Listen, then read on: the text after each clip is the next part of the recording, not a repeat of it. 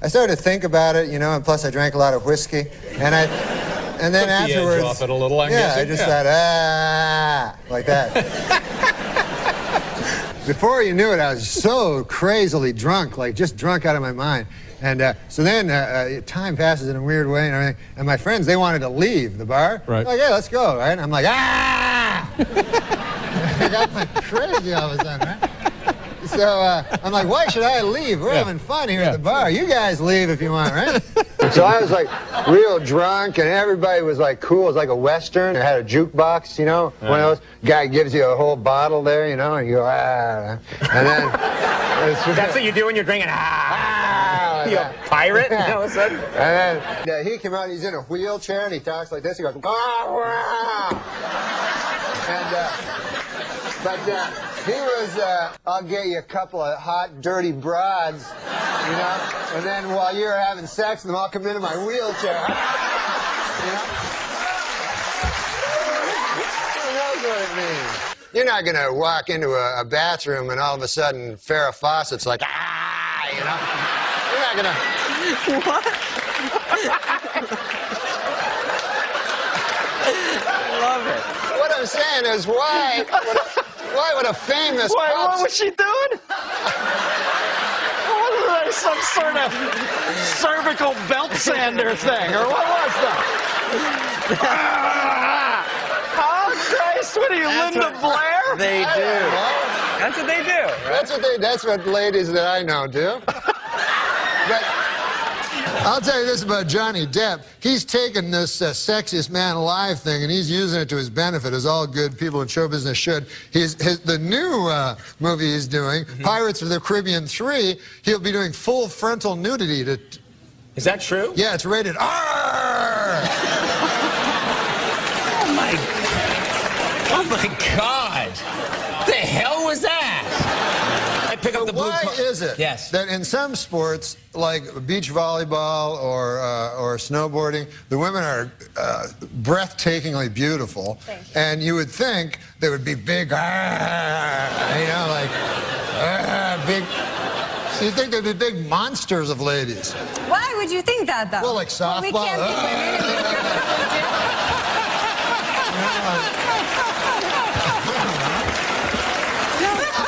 I keep reading like feud. There's no feud because No, there's not. I never did anything to him. That's right. For a feud, I'd have to be going, ah! You know? So I take out the mustard, I go, ah! And I throw the mustard out. Yeah. So I go to the gym, and holy Lord, have you ever been to one of these? No, I don't go. They're crazy. Yeah. You gotta like, they got the weights, you know? Yeah. That's the big thing, the big weights. weight machines, sure. So you gotta like lift the weight, it's really heavy, and then you gotta put it down, then afterwards lift it again, right away. And it's endless. It's like hundreds of lifting, and then afterwards you're just like sore and you're not vigorous at all. And I don't know how to drive a car, you know. You don't drive at all? No, I never learned how. Really? Yeah. Why? Well, I don't like them. I find them dangerous, you know? Like, you drive and you're in a car and you're going like 70, and then another car comes, he's going 70, right? And then there's like a foot between you, you know? Yeah. You're like, and they're honking, they're honking. And then who knows what, it's only a foot, you know? You know, like imagine you're in a plane and you're flying and you look out, there's some plane wreckage on a mountain, right? Or a plane comes beside you like 10 feet. He's honking, you know? That's sky rage. Hey, wait a second here. Hey! Because that's all the heart understands is violence, you know? And so they get there early, they go, and then your heart's like, I wasn't going to kill him. I am going to preemptively attack my hearse. And before it does anything, I'll just be like, my hearse, like, well, I didn't do anything. You go, right, Sonny, you're not going to. Like, one time I remember I was under the influence of the demon rum, and by God, I started punching my newborn in the face. Yeah. This is the amount of time that you think about sex. Every once in a while, But then the problem becomes, when you think about it, is all you can think about. You know, you're just like, ah, like a f***ing werewolf or something. Like, usually you're a civilized human being. But then every couple of days you're like, ah. The cancer's gonna jump up and go, ah, Uncle Bert's wife. Where is he? I won fair and square. You're like,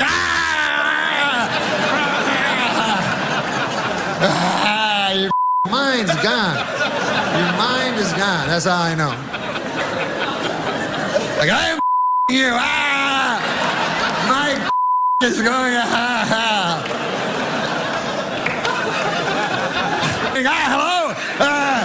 Yeah, hey, Frank, what's going on? Yeah, I remember that shirt. What about that? I gotta go.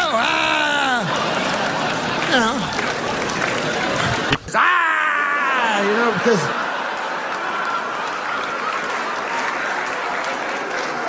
Fucking suck that venom. Yeah, you fucking suck that fucking venom. Yeah, you want to spit it out? You got a fucking mouth load. I'll fucking shoot it out of your face, you fucking cunt. You fucking whore. Oh, thanks, dude. I didn't get any of that in my mouth. Yeah, no problem, man. We'll be back with Simon Helber. You fucking sit down.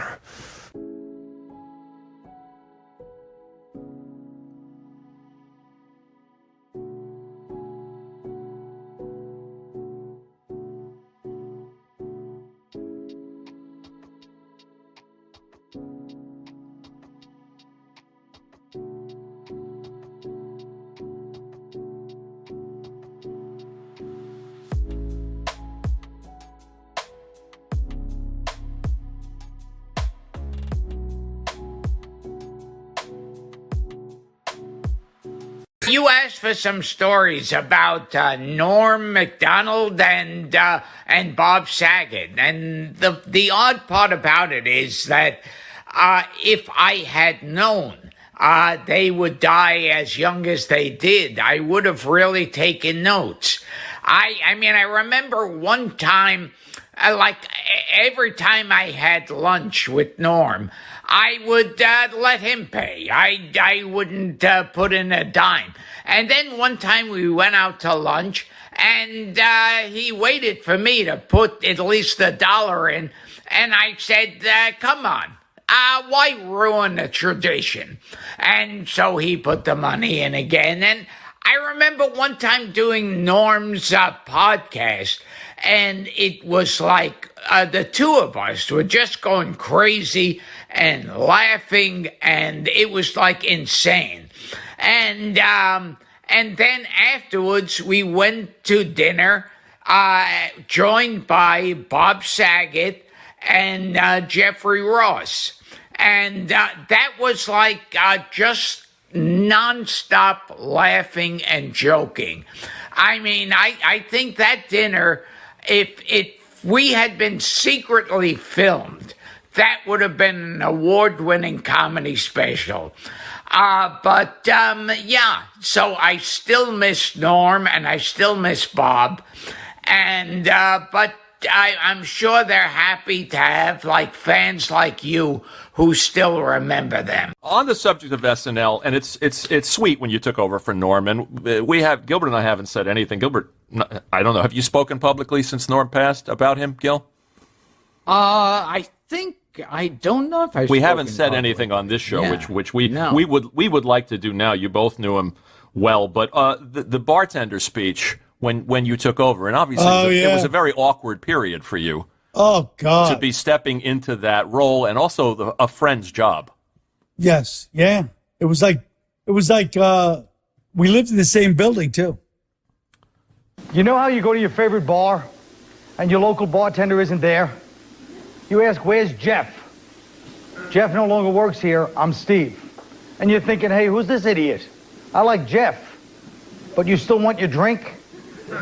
And even though Steve doesn't mix your drink the same way you're used to, like Jeff, you still like the bar, you don't have to go to a different bar. And even Steve might feel kind of bad because Jeff trained him. Did he ever say anything to you about that? Did he ever give you a blessing? He was so he was so classy in not saying anything. Yeah. You know what I mean? Yeah. So that's all. You have that great I'm Steve, what can I get you? Yeah. The bartender piece. Well, I'm Steve. What can I get you?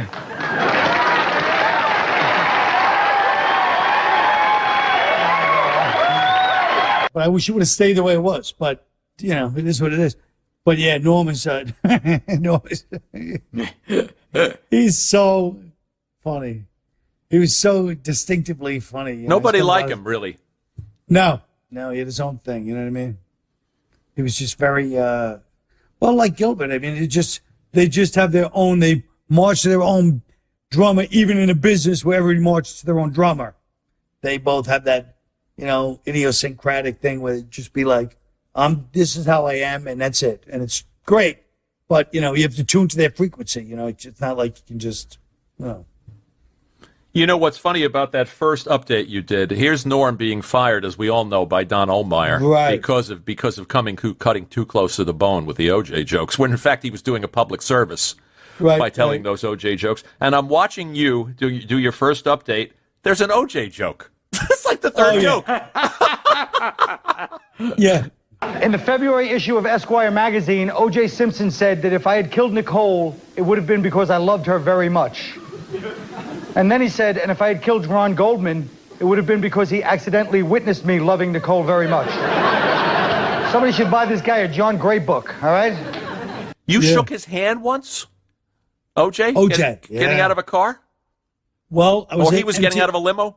He was getting out of a limo middle of the afternoon. And I have no psychic energy. I've never had those kinds of things, you know. But for whatever reason, this was in an afternoon. He's getting out of a limo with a girl. It's spring break. It's packed with people. It's Florida.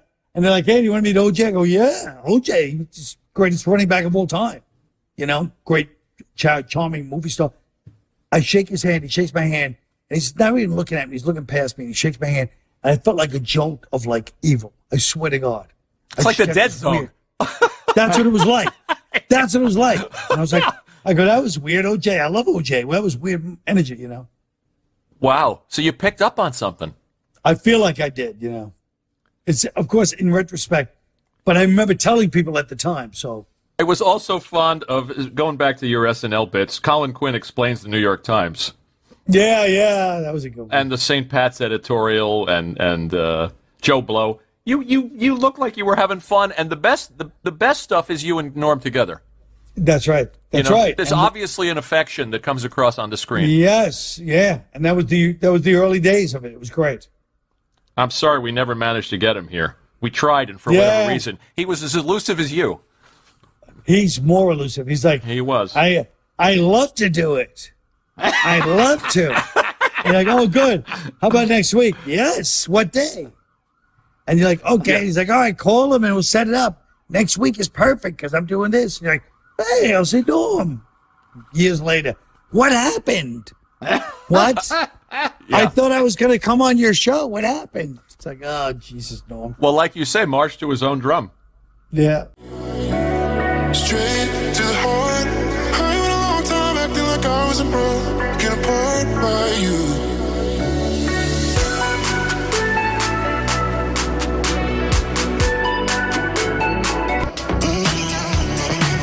Oh, I remember meeting OJ at a party years ago, and it turns out he was a fan.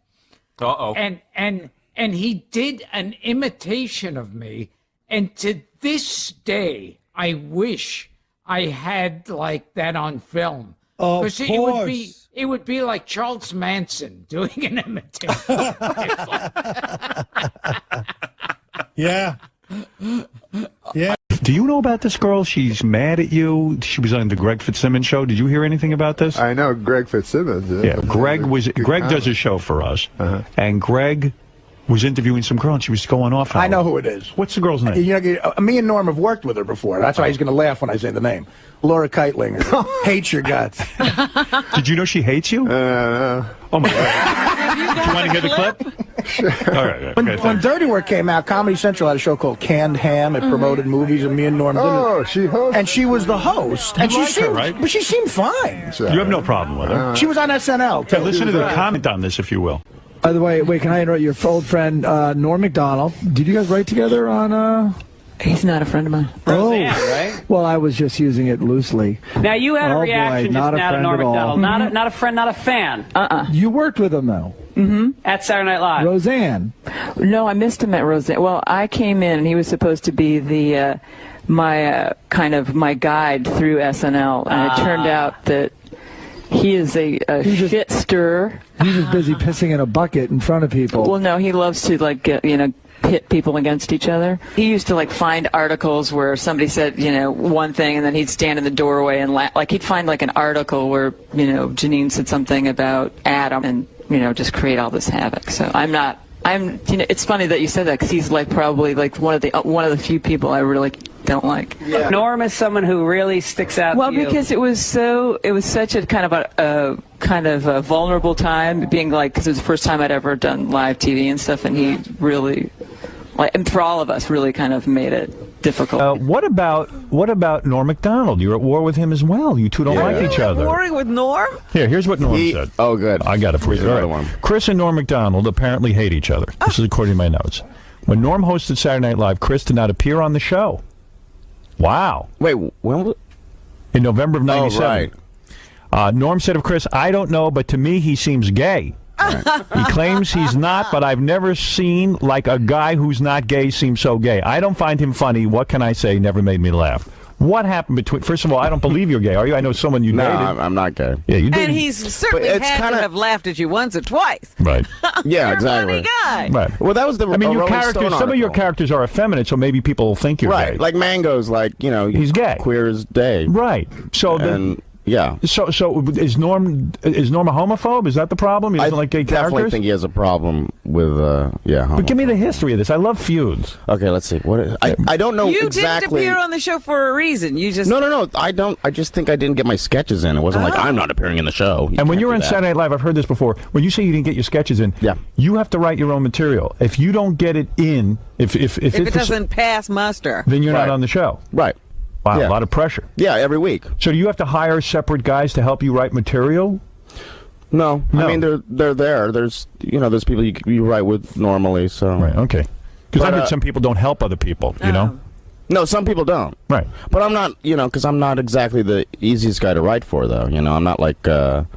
I'm not an everyman. I can't be the boyfriend all the time. I'm more of a freak. So why Norm MacDonald? I mean, Norm is an easygoing guy. I know Norm. Why the dislike? Something happened. Well, let's see. When I first got on the show, he was so nice. He and Spade, right, were just so nice. And then I don't know what happened. He just started.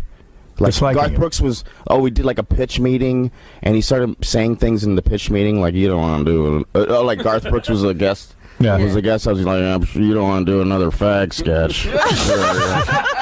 Things like that. People would laugh. Oh, dear. I was like, why is he saying all of this? And then it got kind of old, Jesus, Norm, you're like another... And it makes you inhibited in a writing meeting if someone's goofing on you every time you open up your mouth, right? Yeah. I mean, I didn't care because I'm not gay. If I was some gay guy going, I don't want anyone to know that I'm just... Right.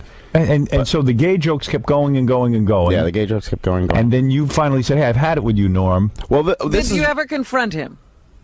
Yeah, a little bit. Yeah, but it's like a playful thing. He says it's like a Jack Benny, Fred Allen kind of a feud thing. But you don't see it that way. No, I think he's I don't know. But he this is what happened. We were on a flight together. We didn't plan on being together on the same flight. We were flying from LA back to New York. Right. To do Saturday Night Live, and it was a red eye, and he's behind me, and we're getting along, whatever. He's talking about crapping on women, or I don't know what he was talking about, something like that. Yeah, and it was funny because he was so loud, right? So everyone else could hear it. I'm like, I just crap on this girl. Yeah, and I'm like, laughing, right? Because he's a funny guy. Yeah. And then I wake up, and because it's a red eye, and one of my shoes is missing. And I was like, where's my shoe? And Norm's like, hey, you lost your shoe, huh? And then he leaves. And I'm like, so disoriented. And I'm the last guy in the flight looking for my shoe. And I just, walk off the plane with one shoe. And all the stewardess is like, you are funny. Oh, no. So he stole your shoe. He stole my shoe. And he's playing goofs on you. He's not respecting you. Right. Right. And then I took his jacket on a really cold night. Yes. And his assistant his assistant called me at home going, I gotta get Norm's jacket. Please get me Norm's jacket. And she was like freaking out. Right. I was like, no, this is between Norm and I. You can't play in this game. I've interviewed Chris before. He's a good guy. Chris. Thank you. Is it not true that Jim Brewer, your former cast member, had a problem with you as well? I think at one point he thought I stole an idea from him. Oh, really? Yes. So, man, there's so much infighting. You got to admit. But they're really, that's it though. Really? That's not much for like 6 years. With a lot of the cast members, and I think with Chris, do you remember that Rolling Stone cover came out and they only put certain members of SNL on the cover? Yeah, that was a big deal. Didn't that cause a lot of strife inside? Yeah, well... Why, they only chose certain amount of people for the cover? It was you? Right, it was Will, me, Molly Shannon, and Sherry O'Terry. And you did the cover, and the rest of the cast felt like, hey, what are we, garbage? What is this? But why be mad at you? It was because of our characters, too. You know, it was like there was the cheerleaders. You were the breakout guys. Roxbury guys. Right. And Mary Catherine. But aren't they mad or jealous because you guys broke out and they didn't? And don't they think that you should stick up for them and insist that they be on the cover as well? But you don't have that kind of juice. No, what are we gonna? Yeah. No. Yeah. I mean, yeah, it's only makes sense that they would be on the cover, but what are we gonna do? I mean, Norm wanted to be. There's a big stink because he wanted to be on the cover by himself. Yeah. Really? No, I don't know if he wanted. No, he wanted to be in that picture. I don't know. He showed up later, and then he wanted to be. He wanted to stand in the middle of us. And you said no. Well, it was just like weird. Yeah, like, right. Why are you like who are you? Like here? It's like my variety show. What? Yeah. So yeah, I guess he thought he was the guy. All right, Chauncey, thanks. All right. Artie Lang, go ahead. Hey, Artie what's Lang. up, man? Yeah, hey, Artie. Oh, shit. Yeah, no, I like Chris. I think he's funny, but what he said before about that Rolling Stone cover is wrong. All right, go. Artie's going to defend Norm, I guess. Norm represents. You know, you might be wrong. All right, go ahead. No, it's just that Chris made it sound like Norm showed up begging to get on the cover of Rolling Stone. Oh no, he wasn't begging. He was just like assuming he was on the cover with us, and Well, he was though. I know he was. But he wanted to stand in the middle as well.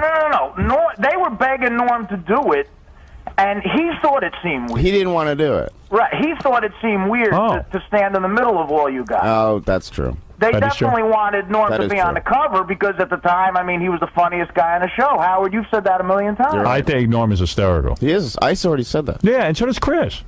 But, I think Chris... he made it sound like Norm's begging to get on the cover of Rolling Stone. No. You guys said no. Hey, Artie, do you know why Norm has such a problem with Chris? No. What is his problem? I don't know. I wasn't there when they met or all that stuff happened. He's never really...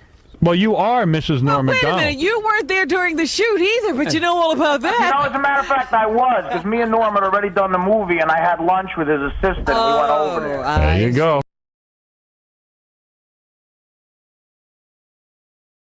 They said that this guy, Don Ohlmeyer, turns out to be the president? Yeah, now I know Don Ohlmeyer, and just between you and me, he's an idiot. Oh.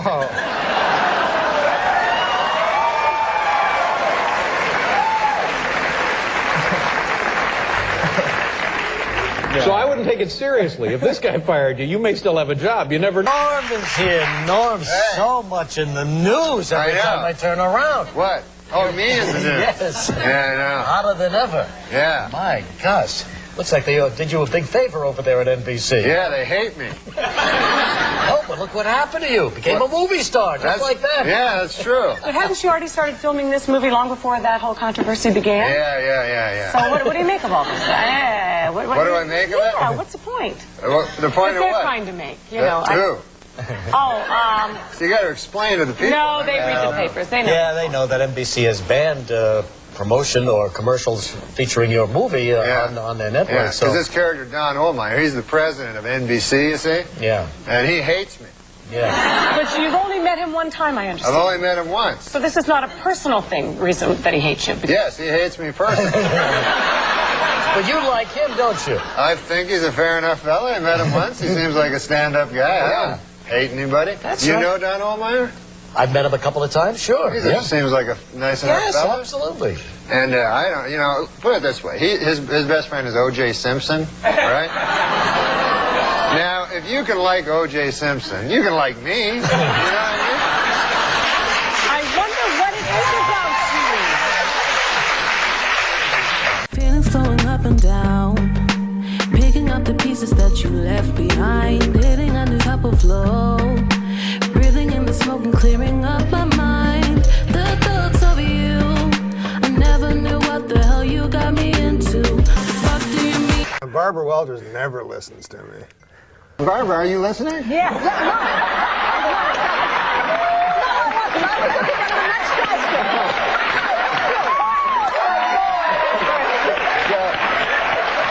I have to talk to Sherry Shepherd. Fortunately, we share views on dinosaurs. But I can never get that lady, the old lady. You are really wild. I mean, you're wild in that show, and you're wild in person. What? Yeah. Don't you think? No, I think you're wild.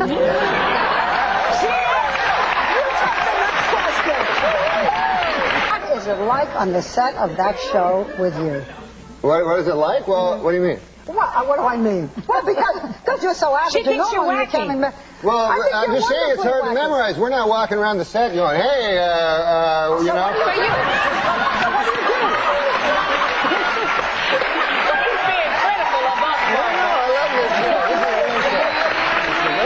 So, unless you've been living under a rock, Star Wars. I do not understand why people stand in line for days and days and days. They can't see the movie in 2 weeks. I mean, they don't have jobs. In any event, so I went to see Star Wars. I have never seen any of the StarArs, and I felt terrible about it until I learned that I never saw it. Never saw the first one. I never saw any of them. No. You never saw anything? You never wanted to see Star Wars? No, I never liked them.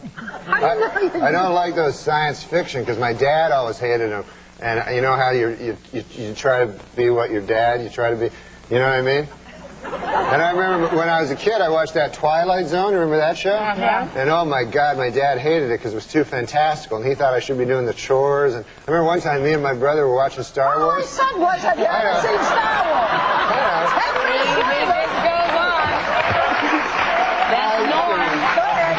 We only have 2 more minutes. I was just giving you a little backstory. You were going to take steroids? Yeah. But then I found out, you know that they shrink your testicles? Did you know that? I thought that was the fun part. You know what? If you look at this little action figure, I'm telling you. Unfortunately, we're out of time. Too bad. And I have to say, Norm, that speaking as you just did, you fit right into this category. And we may just add you every day to our Hot Topics. Norm, Thank you. Thank you, brother. Thank you, Norm. We'll be right back. So try these words out. Droll, sarcastic, controversial, hilarious. Well, those are some of the words that are used to describe Norm MacDonald's character on his sitcom, Norm. But as you will see in this clip, people may think twice before they use the words smooth or charming. Take a look. Hey, Lori. Hey, look, I can see your underwear there. You're supposed to see him. Yeah, that's a little desperate, isn't it? I'm playing tennis with Shelley. You're playing tennis with Shelley? Yeah. Hey, I have an idea that would even be more fun for you. If I played tennis with Shelley, while you, I don't know what you do, who cares? And in spite of that, please welcome Norm MacDonald.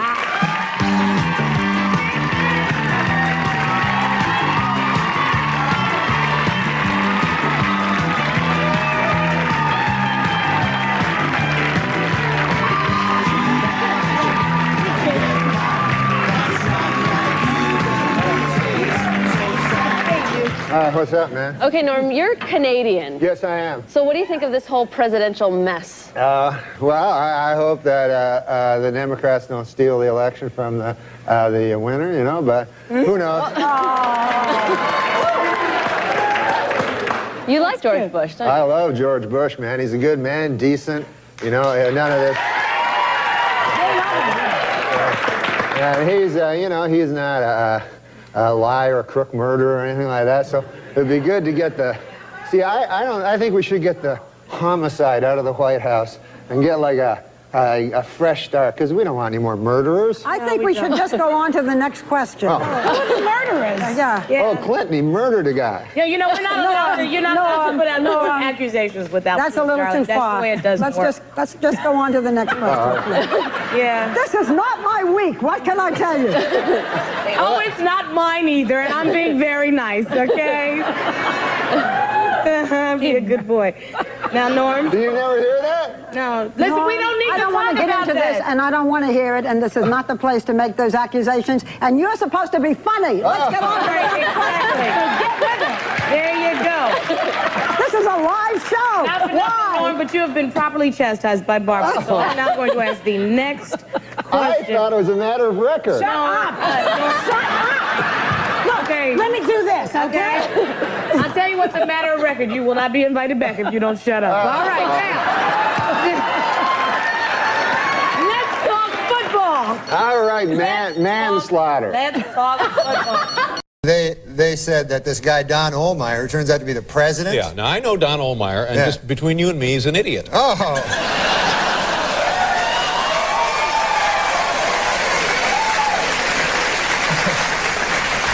Yeah, I'm firing you there from the show. And then I said, oh, that's not good. You know?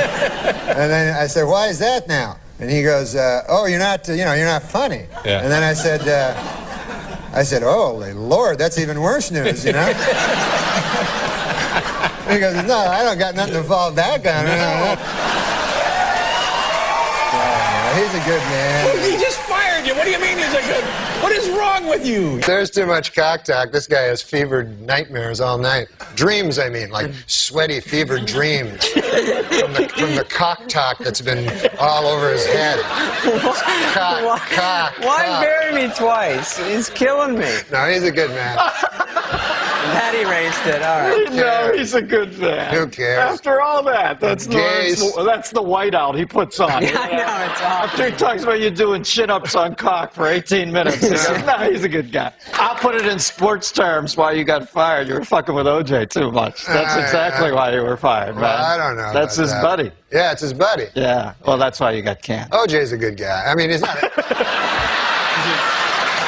Well, we got to end on that, Normie, but there's what they'll remember you by. OJ's a good guy. Thanks for coming. I swear to God, though, when you sit on a couch for the living. You should think about not giving that up.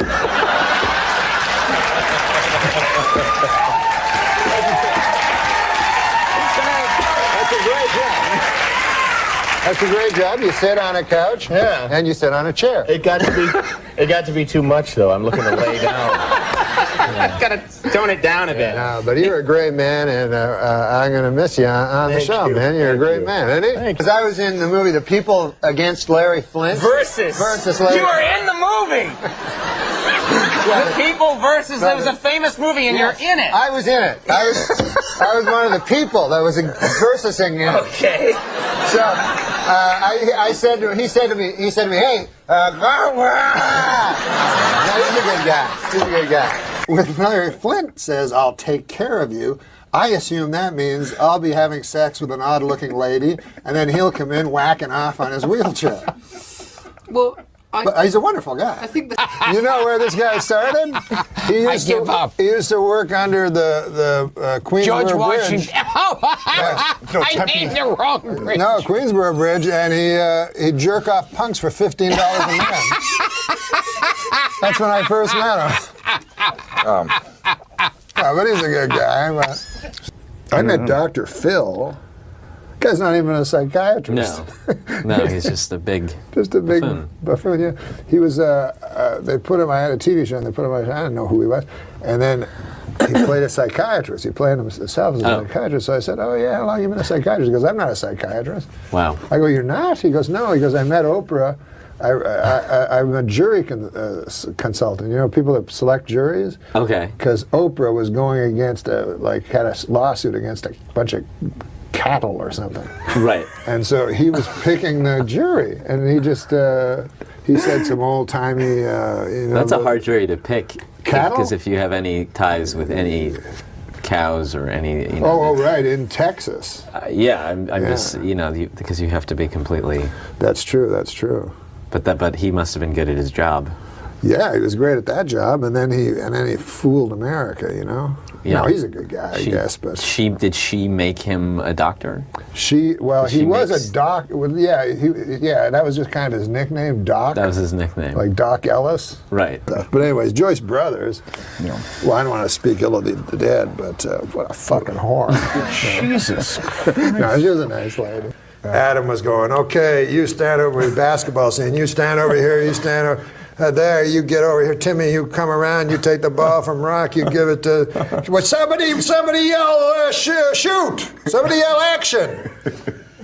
Said somebody yell action, and it was like action. No. Dugan directed the movie, but he was a good guy. Yes. I was showing Annie. Did you ever meet Annie? A sketch that me and Sandler wrote in my first year. The ski lift? Yeah, you remember I love that sketch? one, yeah. Oh, you remember that sketch? Yeah. Oh. Was with Chevy Chase? No, it was with what's his Jason name? Patrick. Jason Patrick, yeah. Yeah, it was not good. But did you ever have like... You don't mind saying you don't like somebody. What? No, I think you said this. No, he's a great man as an individual. But how about as a group? But I learned this from Robert Blake, who won't come on the show. Nice guy. I love him. But do you know him? Can you get him on the show? No, I saw him on Beretta, though. I said, that looks like a nice guy. Yeah, Beretta was the best. And the Little Rascals, I saw him. Yeah. The book was riveting. And the flight. You didn't read the book? No, but I heard it. Yeah, you heard it from me because I read it. God damn. That was this a word you kept motherfucker. using, right? I mean, no offense to him, but he's a good guy. Because it's funny with Saturday Night Live, isn't it? The people that either they go on to huge fame or they fizzle into oblivion generally. Yeah. And it's... then there's me. And then there's you. But you know what I mean? They go huge, like big movies and big movie stars, or they're stabbing themselves in the belly out in the snow naked in Connecticut. That is true. Yeah. Well, in Charles Rockets, it was only because he was on Saturday Night Live. Oh, really? Yeah, he wrote it in blood on the snow. Have you heard of this? What? No, he's a good guy. Who are some of the guys you've seen? Charlie Some Fleischer? of the guys you started out with. Charlie Fleischer? Yeah, yes. Charles, he doesn't come by much anymore. But... Charles Fleischer used to always close the Improv. He'd always close. Yeah. And he'd do an hour. I'm not sure. I think that guy's out of his goddamn mind. Am I allowed to say? I don't even know. If he comes back, it could be awkward. But what happened? He's just out of his mind. What did he do? You know, I'm not gonna get into it. Did you have an encounter with him? I mean, no, just every encounter. That you have? It's very bizarre. Off-putting. Well. He seemed like a good guy.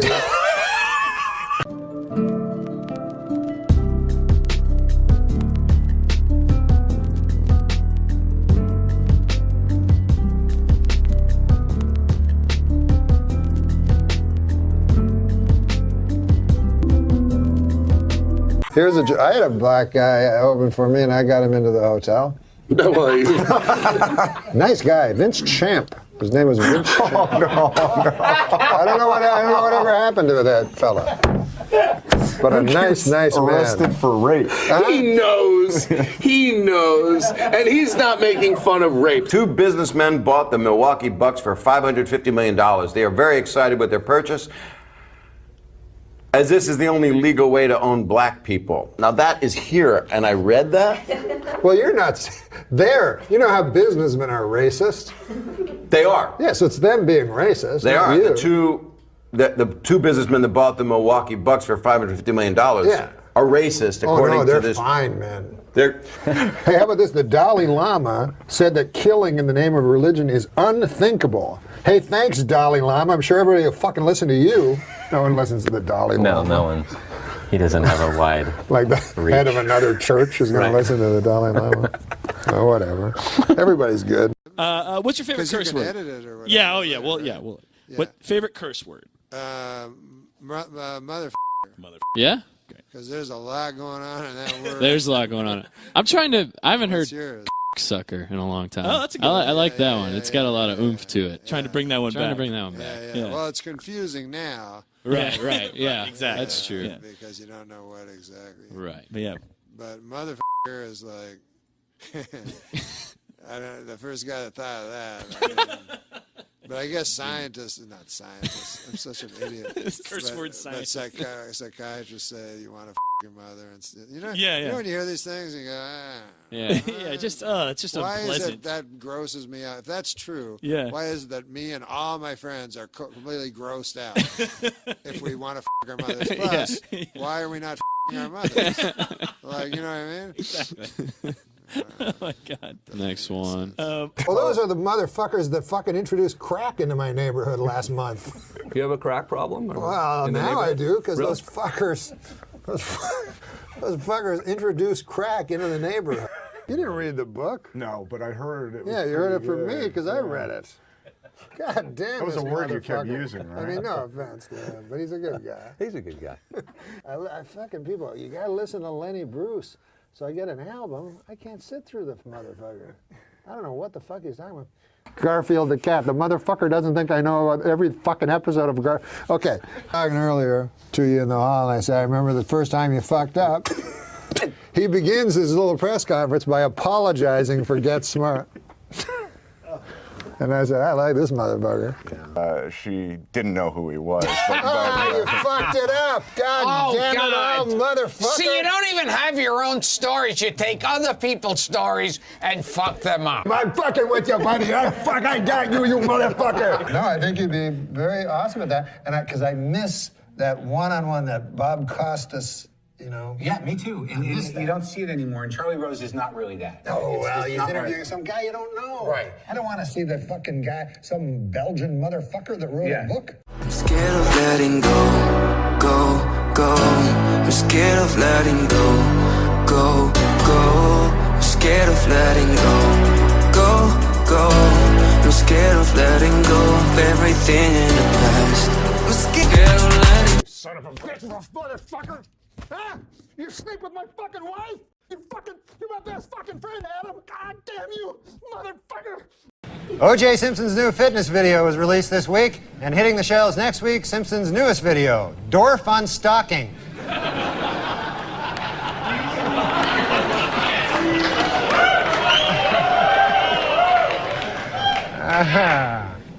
The crowd is torn.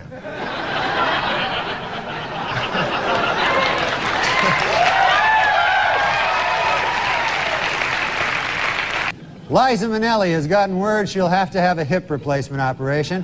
This marks the first time in 15 years that the name Liza Minnelli and the word hip have been used in the same sentence.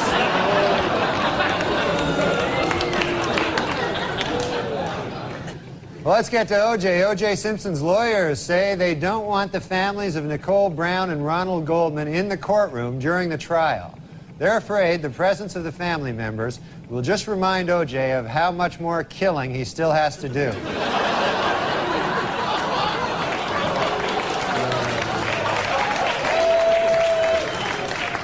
And finally, the Oscar nominations were announced this week, and Tom Hanks and Jodie Foster are in a heated competition in the Academy's controversial new category, Best Retard.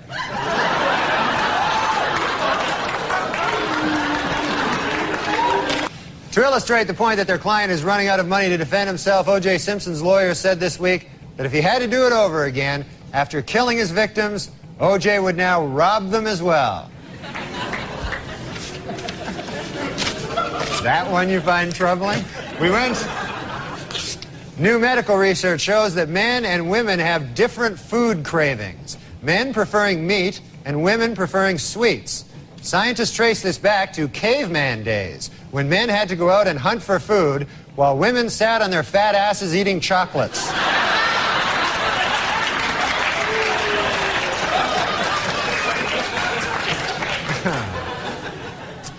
This was Colin Ferguson's first week in prison. Ferguson has reportedly dismissed his cellmate, and from now on he will be acting as his own bitch.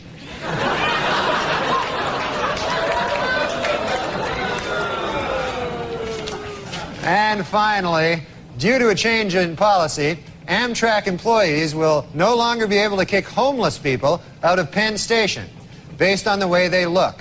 From now on, they will have to go solely on urine stench. This is our top story tonight this week in the O.J. Simpson trial. After grisly photos of the murdered Nicole Brown Simpson were shown in court, O.J. turned his head away and wept. It was at that moment that he realized he would never be able to kill her again.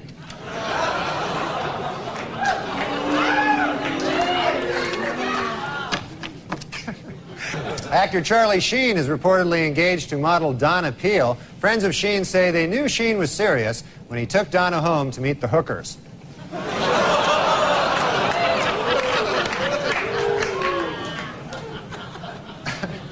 Meanwhile, Washington, D.C. Mayor Marion Barry attended the march and called it a beautiful display of unity and solidarity among African Americans.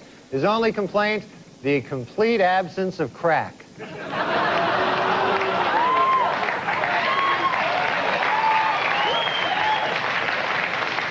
In publishing news, Magic Johnson has received a $5 million advance from Random House for his new book entitled What You Can Do to Avoid AIDS. Chapter 1, Don't Have Sex with Me.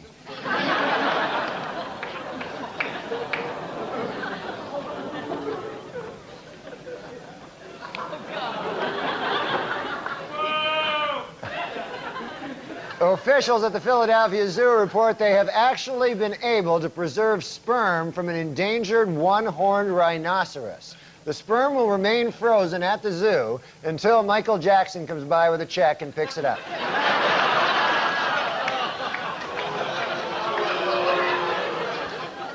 "47-year-old Adrienne Brown, wife of soul legend James Brown, died suddenly last week. Most shocking of all, she was not killed by James Brown.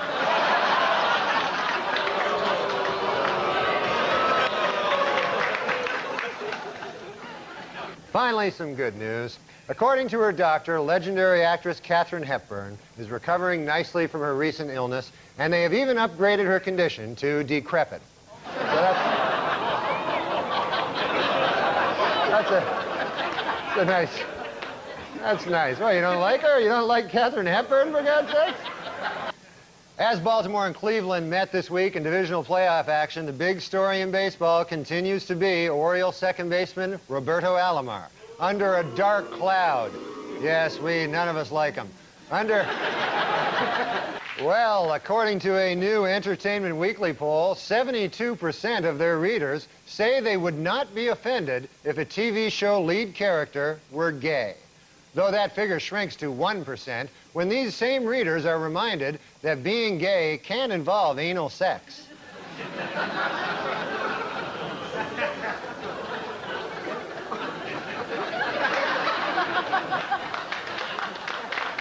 This weekend, veteran news anchorman David Brinkley apologized to Bill Clinton for an election night commentary in which he called the president, quote, boring and uncreative. Admitted Brinkley, there was certainly nothing uncreative about the way you moved Vince Foster's body. President's a murderer. You didn't know that? O.J. Simpson was in a different courtroom this week, attempting to regain custody of his 2 children. In order to prove to the court how much he loves his kids, O.J. pointed out, quote, hey, they're still alive, aren't they?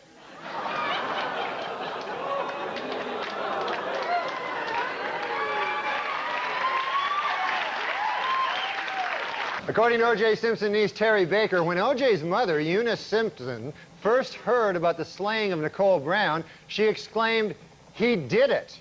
Reached for comment, O.J. said, my mom was just guessing. I hadn't even told her yet.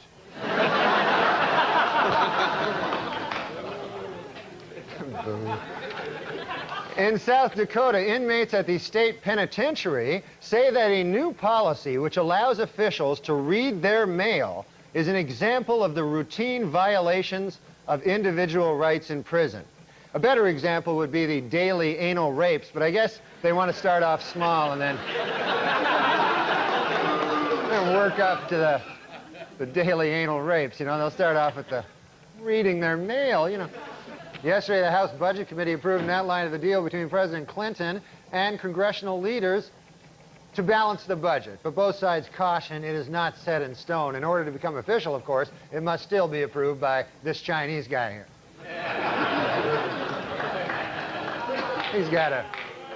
Boo, what the hell? Safer drivers, men or women? Well, according to a new survey, 55% of adults feel that women are most responsible for minor fender benders, while 78% blame men for most fatal crashes.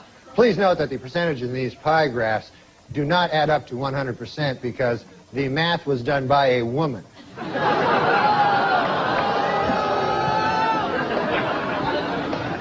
For those of you hissing at that joke, it should be noted that that joke was written by a woman. So now you don't know what the hell to do. No, I'm just kidding. We don't hire women. That Madonna's baby thing. Oh, yeah. Funny. Oh, you know, it's, I really have to give it to that guy that's the father, you know, Carlos... Leon. Carlos Leon? Or Carlos Leon, I forget which one. Because you got to have a lot of guts. That means he had sex with Madonna without a condom. Right? That's great.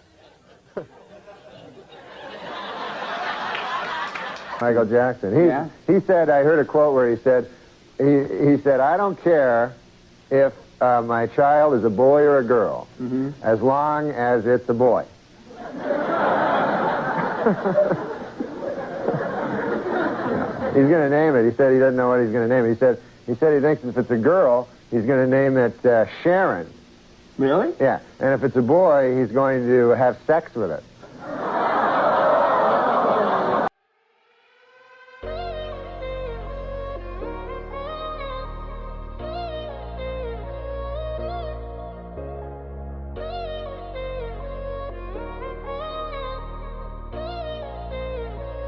I haven't gotten funnier. The show has gotten really bad.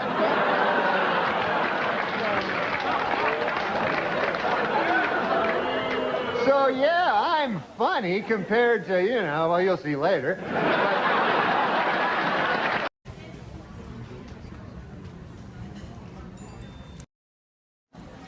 All right, in the airport, SFO. Wait, you want to be on it?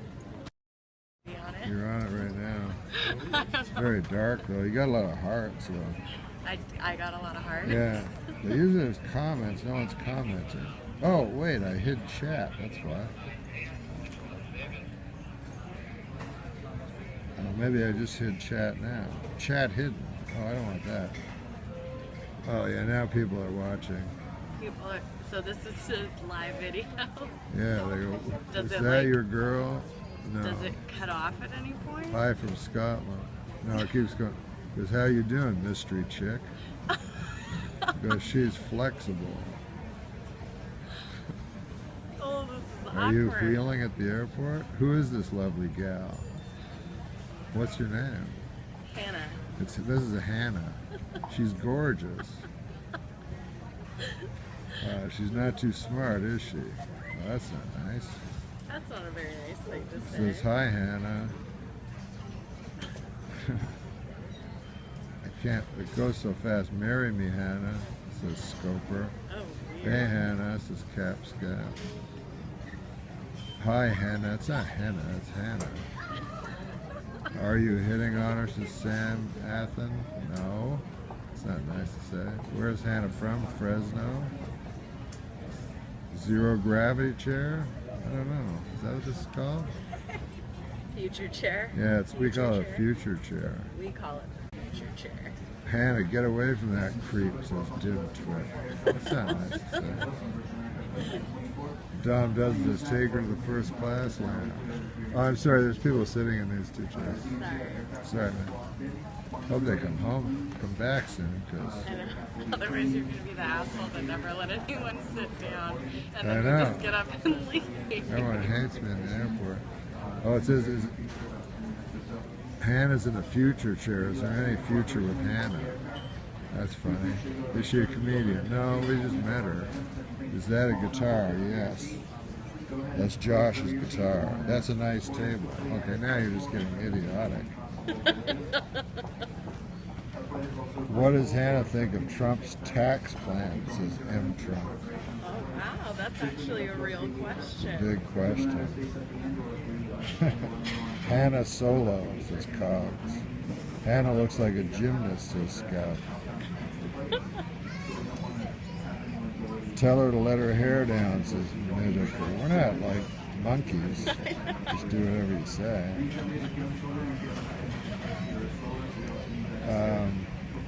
Does Hannah like fat guys from Wisconsin? Oh, what does Hannah do for a living? I teach yoga. Oh, well, they were right. And I work at a sports bar. Oh, people were right about your yoga. Yeah, she, if you guys didn't hear, she teaches yoga and works at a sports bar. Is she going to work out? No, we're not doing anything. We're getting on a plane. Yeah, we're just getting on a plane. Albert says, yoga, I'll be right there. They love yoga girls. And, Apparently. Yeah, people are going nuts now. Downward dog, honey, that's disgusting. Come on, guys, you're better than that. This is so weird. Jeez, man. Yoga Berra. Oh, that's sad. Too soon. Yeah, that's too soon, guys. Will she be drinking on the airplane, says Micro? Not No. likely. A little too early. I think. Unlikely. A little too early. Enough of Hannah, Georgia or Alabama. Go Dogs. What's the weirdest yoga student you ever had, Hannah? What's the weirdest yoga student I've ever had? I have one guy that comes in and he never does anything that the class is doing. Yeah. He only stays for 10 minutes and then he leaves. But he does it for this whole studio. He comes Yeah. to every class and that's what he does. And he only every goes for single 10 class. minutes. Yeah. And do you feel like he's just looking at girls, or No, we're not really sure. really just Yeah. an eccentric? He must have a lot of money because he pays, right? Well, He pays for the hour. This is for a gym yoga class. Oh, it's free if you belong to the Yeah, gym. it's part of the gym. But he does it What with gym all is the it? teachers. What gym do you work? Well, maybe you don't want to say. I don't know. Yeah, I don't know if I Yeah, should say you that. probably shouldn't say. Everybody's asking Hannah questions. Fortune America is patron guest. Oh, now you want to. Kwai Ling Park, please make your way back. Where would Hannah go if she could travel through time? Whatever, low jump. Low jump.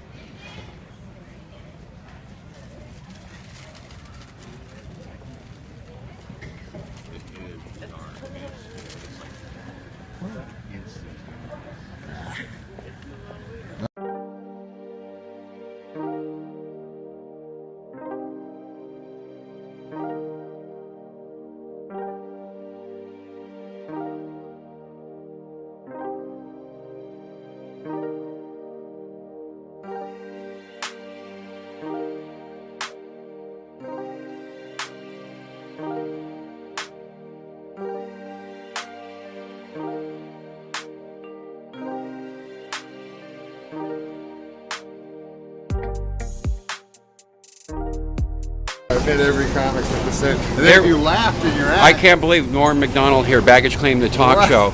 Norm, it's so good to see you. Norm, Yeah, how you and you I doing, golfed Bob? together. Do you remember that? We golfed together. You We came to my did. office. That's right, at we bet? Whitsett. At Whitsett, you came Yeah. all the way up the stairs and you hung out. I was all tired. And then the and next day, you had the pilot for the Larry Sanders show. oh, that's right. I was reading for it. Hank. Yeah, Hank. Yeah. yeah. You know, I ran into. Why am I blanking on his name? You know who I'm talking Jeffrey about. Temple. Yeah, he's the best. Yeah. He kept rubbing in how he got it. So Norm, I'm a huge fan. You know that. But we started out, I guess. Technically, we started out together, didn't we? That's right. And now you are really. And I hear you're in the Creature from the Black Lagoon show at Universal. You play the creature on Wednesdays and Fridays. Is that true? Very excited. Partially. It's a little But blown out of proportion. Are you still Canadian, or did you Yes. renounce that after 9/11? What? 9/11. You remember what happened? That's Norm MacDonald right there. Oh, wait a second.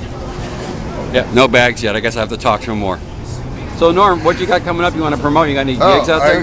Yeah, I got gigs, man. I got a whole bunch of them, but I can't remember what they are. Yeah. That's Norm. He's probably almost 50 now, and it doesn't really click like it used to. But he's still funny as all heck. Norm, you know that's bad body language with your arms folded because you're closing yourself out. Hey, relax. Yeah, you're a good-looking guy. You shouldn't really be ashamed.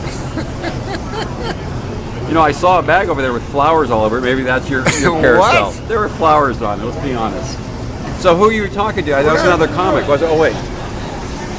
Nothing. Look at that. We're at the wrong carousel. Norm, thank you for being on the show. Thank you, Bob. Respect, man. Back at you. Please welcome Norm MacDonald.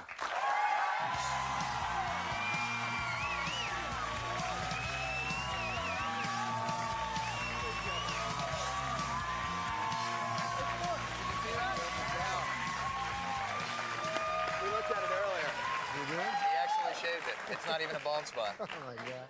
Norm MacDonald, nice to see you. Good to see you too, man. Your fans are out in force. Yeah, they're good people, right? They're good, fine people.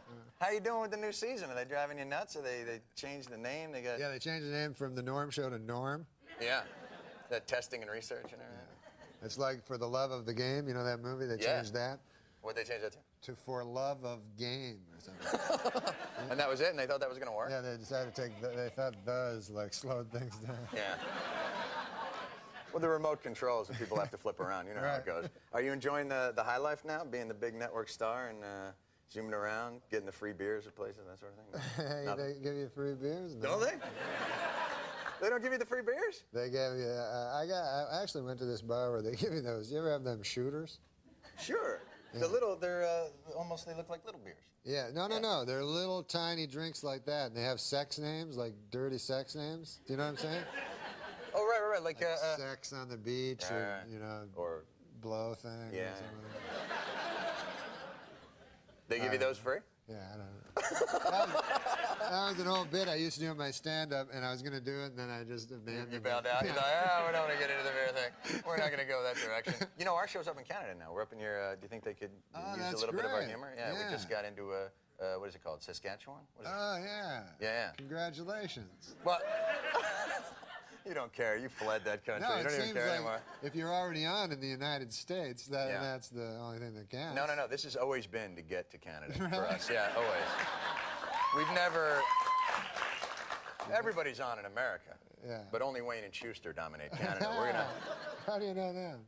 I had a tape once. Yeah, That was really... No, I was up late one night. You know, in Canada, they show naked movies for free on TV. Oh, yeah. You flip around in it. Absolutely. Did you hear a deep voice over there say, yes? Yeah, yes. Insertion, too? Is that... You know what? I didn't hear the parenthetical comment, but is that where it went? But that's a nice treat. What? Oh, naked, yes, absolutely. Yeah. You know what I noticed? I was in What's that? You know where you go into the hotels and you get your SpectraVision with the pornos on it? Yeah. The pornos in the SpectraVision are not hard. They're pornos, but they cut out like insertion shots. They cut out. You know what I mean? They cut out vaginas and penises. That sort of thing. Yeah. Right. So they don't show that part, and I'm wondering, like, who is offended by that? Like, you know what I mean? Is somebody whacking after a porno phone down? What the hell's going on here? This is unbelievable. It's offensive here. I'm trying to whack off, and there's a insertion here, you know? Right? That's right. I don't know whatever you're talking about. The only thing I've noticed about those movies, quite honestly, billing is immediate. That's right. Because you try, and if you're like me, you're a film connoisseur, you like to check out the different plots. And but if you just watch a couple of minutes, just enough to see that it's going to be nurses, or whatever it is, it shows up on your bill that you watched like 15 of them. If you, I mean, from what... I gotcha. Yeah. One time, I was watching one of those. I was whacking. Yeah. So I'm whacking off watching it, and all of a sudden, Bruce Baum is on it. You know that comedian? He's a comedian that's like a friend of mine, right? And so he shows up, like, because he's the comic part of it, like they're showing some sex. All of a sudden, he comes in, and right at the time when I was, finishing off. Yeah. So now I don't want to call up Bruce Baum anymore.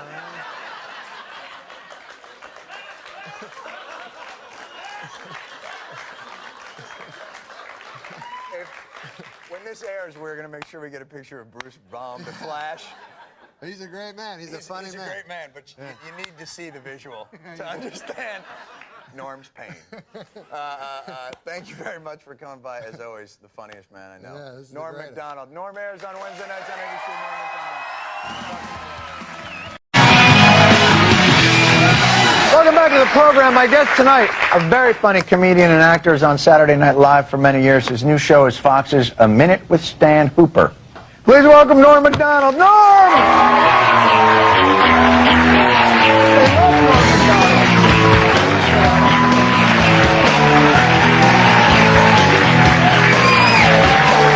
Hello! Hey, Johnny.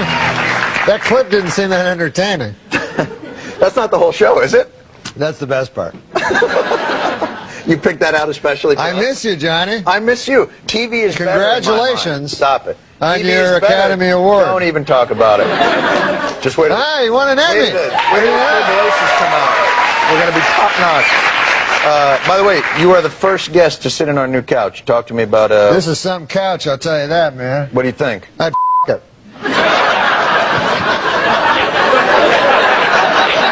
That's the highest compliment you can pay a couch. It is a high compliment. It's just we have a minivan of nuns that is.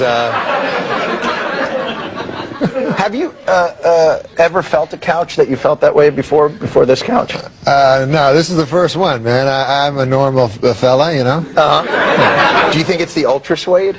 It may be the. It has a alluring come hither look. It has a bit of a nice slant to it, I believe. It's a goddamn whore. Let's be honest. No, it's a nice couch. It's a nice couch. I don't mean to disparage the couch. TV is better when Norm MacDonald is on it. That is my postulation. That is my theory. That is my. This whole interview will be applause breaks back and forth. And you know what? America is a great country. America is the best country in the world. Norm MacDonald got more applause than America. I know you say that with irony, but I'm from Canada. Where? Canada. Show me where that is. I've heard tale of it. But you've been living here for years. Yeah, and America is the greatest country in the world, and Canada, 35. You can't say that. You have to go. You have family there. They'll see you at my family's at fine. Boxing Day or whatever do they have holidays? They do have Boxing Day. How do you know about that? Now you should explain it. They're going to think that has something to do with the pugilism, but it is actually not. Boxing Day is nothing to do with pugilism. It's a day in Canada where all the small children. What's pugilism mean? That'd be the art boxing, of the sweet science, sorry, you're right, as it were. Sweet science. Yeah.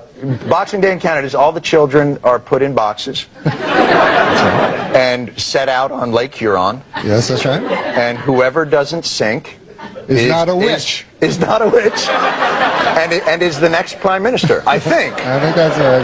I think that is correct. Yeah. But now you live in Los Angeles, the lap parliamentary of. system. Yes, I do. The lap of fire. Oh yeah, Are you anywhere near? Is that anywhere near? No, that's the one bright spot in the whole thing is that I'm in no danger at all. You know, they haven't covered that on the news as much as not a lot of Norm MacDonald updates. I saw this is an interesting thing I saw. You know they have that little scroll that goes under CNN? I'm watching it the other day. Baghdad's getting bombed, right? Right. And underneath on the scroll it says, Daniel Kellison to leave the Jimmy Kimmel Show. Isn't that backwards? You think they should have been covering that in the regular news, and the little crawl should have been Baghdad is bombed. Exactly. Yeah. Because since that crawl, remember, just started September 11th. We never had that. They didn't have the crawl before that, no. And now the crawl is because at that time there was so much information. You know, you'd be watching the thing, and then all of a sudden it'd say, "Watch out, duck!" and you go, "Ah!" It was immediate. Right, it was immediate. Yeah. Because there's so much information flowing, and now they just kept the crawl, and there's nothing to put on there. So you'll see things like, singer James Taylor set to wed, and you're like, The favorite one that I've seen so far is it said it was another of those situations. They were announcing that Uday and Kusei had been killed in that giant raid, and underneath it said, Beyonce says she doesn't like the word bootylicious. And it was just such a great, but it's that same damn thing. I want you to put a ticker on your show. Will you put a ticker on the Stan Hooper show? And I've never been on that scroll, and yet for years I've said I don't like that word bootylicious. But that doesn't make the news. But CNN is not covering Norm MacDonald to the extent people want. I know, it's ridiculous. It is ridiculous. How you liking doing the program? Is it enjoyable for you? Is it fun to work? Do you prefer to gamble? Why'd you have to bring that up? Are you having fun doing it? No, I love working. You know, I retired from show business. You know, and nobody noticed. So I noticed. So I realized that I had to get back into it so that I could become a big star, then retire from show business. Thank you. And then it would be a big star. That's how Celine Dion does it. That's right. Then you go to Vegas and you open up your own Norm MacDonald Theater. That's right, and you marry an old dude that blows all your money. That's my dream. A fine dream it is, sir. Certainly. A Minute with Stan Hooper airs Wednesday nights at 8:30 on Fox. It's Norm MacDonald back on TV where he belongs!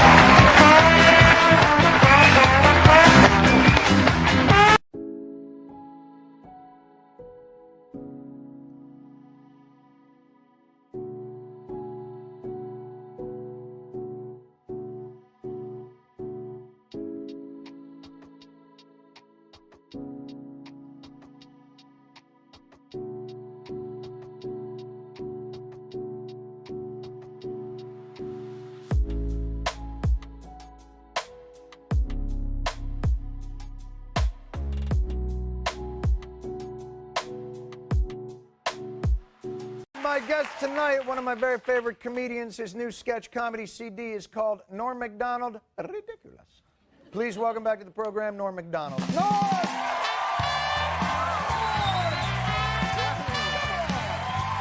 for God's sake.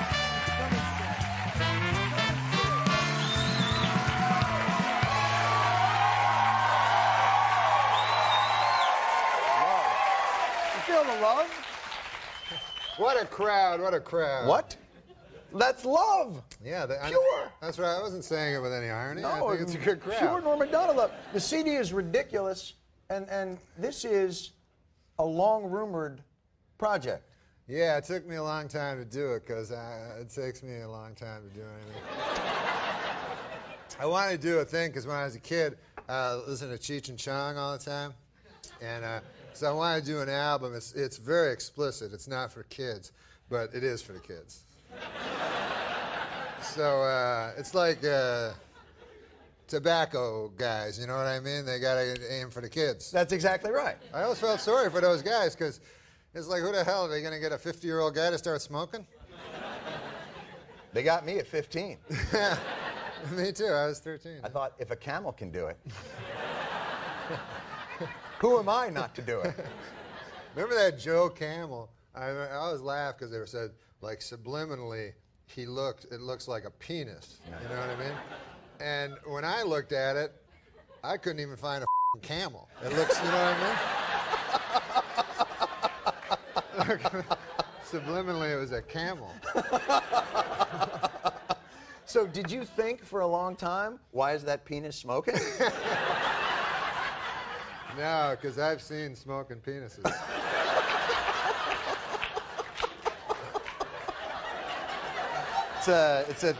And for the kids out there, it is a terrible habit for your penis to pick up. And I would not recommend it in any way. The audience concurs. Yes. We've all seen the pictures of the inside of a penis that is smoked. Yeah. It's not pretty. Well, that's what I love. You know, when we were kids, I loved the National Lampoon radio stuff. Nobody came up with CDs like that anymore. This is like the throwback. Yeah, I didn't know how to do a stand-up CD because the market is saturated. You and your market speak. Yeah. I wanted to talk about the crocodile hunter. Did you? Because I think you're gonna make him sad. Because I think, you know, it was tragic at the time, but I think I don't know, people calling me, man, they're shocked. Oh, hey, you wouldn't believe it, who got killed? The crocodile hunter. Please don't make me laugh at this. This I is mean, not, they this were is like, not good he to was do. 44 years old. I'm like, that's a ripe old age for a crocodile hunter. That's not. And you know who had to be pissed about it were the crocodiles, because he got killed by some fruity fish. And so you know the crocodiles were like, hey man, that crocodile hunter got killed. Who did it, Frank? Nah, you don't even want to know, man. Please don't do this anymore. This Yo, is Bill, man, you had a chance once. The guy go, man, I had a chance. I had that mother. He was Tommy with a stick. I could have eat him and his kid.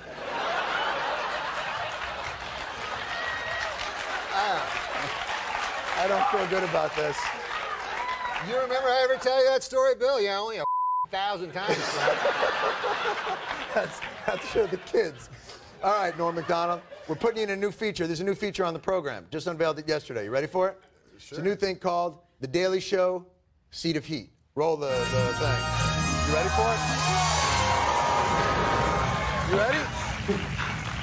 Secretary of State Condoleezza Rice and Canadian Foreign Minister Peter MacKay.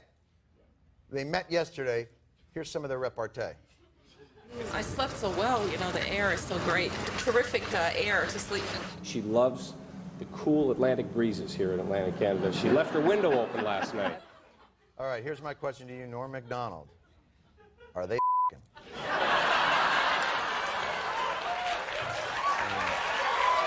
Take your time. Take your time. Hot. Mull it over. It's hot. It's hot in here. Well, I am a Canadian, as you know. But I love America better. But I'm a Canadian, and I know this Peter MacKay character. I've known him for years. Thought you'd have some insight. If I was Condoleezza Rice, I wouldn't be too flattered, because that gal f*** anything. I swear to God.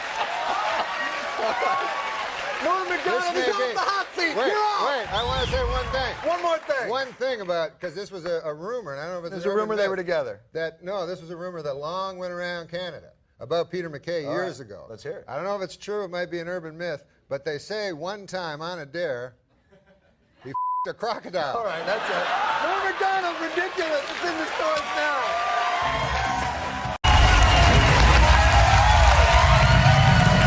Welcome back. My guest tonight, one of our favorites, a very funny comedian. His upcoming show for Comedy Central is called Sports Show with Norm MacDonald. Please welcome back to the program, Norm MacDonald. Norm MacDonald! Come and sit down. That was the fastest walkout ever. That was speed. That was the fastest walkout I've ever had. Yeah, well, who wants to see people walking, man? We got to do jokes with the greatest crowd, man. They're the greatest crowd I've ever seen.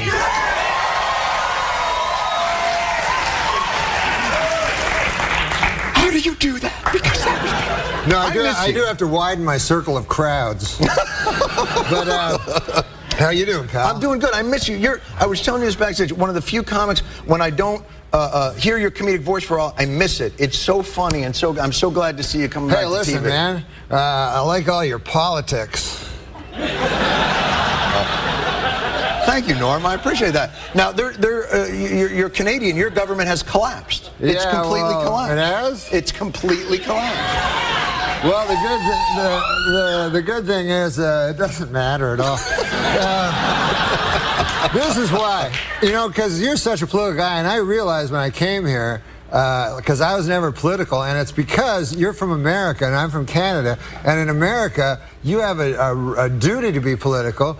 Because you vote for the wrong guy, he blows up the world. Right? Now, in Canada, here's our elections in Canada. Go, hey, listen, how does that guy stand on the bridge building? That's every time. One guy goes, I think we should build the bridge. The other guy says, I don't care for the bridge. So it's all bridge-based politics.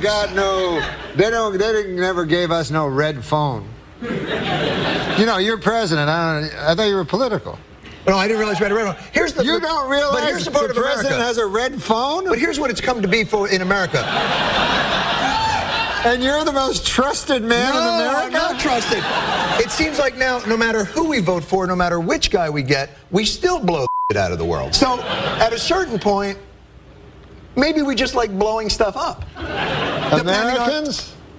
Well, listen, if I was president, man, I'd get on that red phone right away and blow something up. But what would you blow up first? What would I blow up? Yeah. That stupid high school I went to for... Empty building, of course. But listen, man, I'll tell you this, though. With the streets of Libya running with blood... Okay, I'll buy your premise. Yeah. Listen, the Egyptians are so brave, you know, and the guys in Tripoli trying to take over, and Bahrain.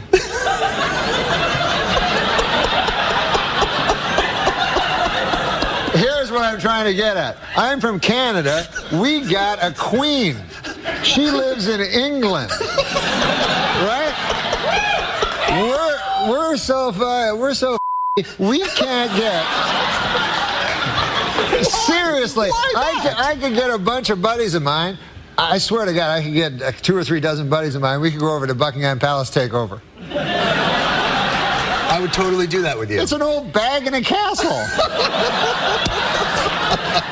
You know what is the most difficult part of that? Finding which room she's in. Do you have any idea? If you go to attack her, there's like 130 rooms. We'd probably lose interest before we got to her. Oh, I see what you mean, yeah. But you know, Gaddafi is surrounded by what is he surrounded by? Bahrain. I'm guessing he's surrounded by like dancing girls. He's crazy. Yeah. You know, he's a nutbag. No, he likes the ladies. That's what I heard. Did you know he has a Ukrainian nurse who apparently follows her everywhere. Yeah, pretends he's a nurse, but I've heard that maybe there's a little hanky-panky going on. Listen, I don't want to badmouth Gaddafi.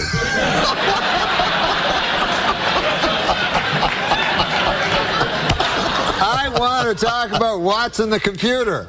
Oh, let's talk about that. I'm happy to talk about that. You know that character? I love that guy. He was on Jeopardy. He crushed. Yeah, he was on Jeopardy, and he crushed. You guys know Watson the computer? Sure.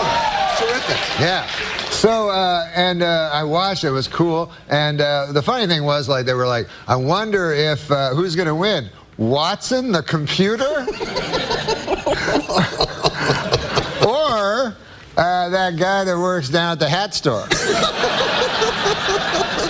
And, first of all, I don't think he should be called Watson, because wasn't Watson the guy that didn't know Sherlock Holmes? He was the helper. It should be Sherlock. Yeah, Watson was like, hey, what about this? And then he'd go, elementary, my idiot friend. So he should have been called Sherlock. But anyways, you know. No, it was a good aside. So, so Watson naturally he's a computer. Crushed him. Yeah. Killed them, you know? And even his stories were better, you know what I mean? You notice that? Like when Alex Trebek would say the story, I go, Watson, I understand you have a story about jail, you know? And then Watson was like, yes, one time Oscar Wilde was in prison and George Bernard Shaw came to him and said, why, Oscar, what are you doing in there? To which Oscar Wilde quickly retorted, why, George Bernard, what are you doing out there? You know? And the guy next to him was like, God damn, I was going to tell my story about the hat. I gave the guy the wrong hat that time.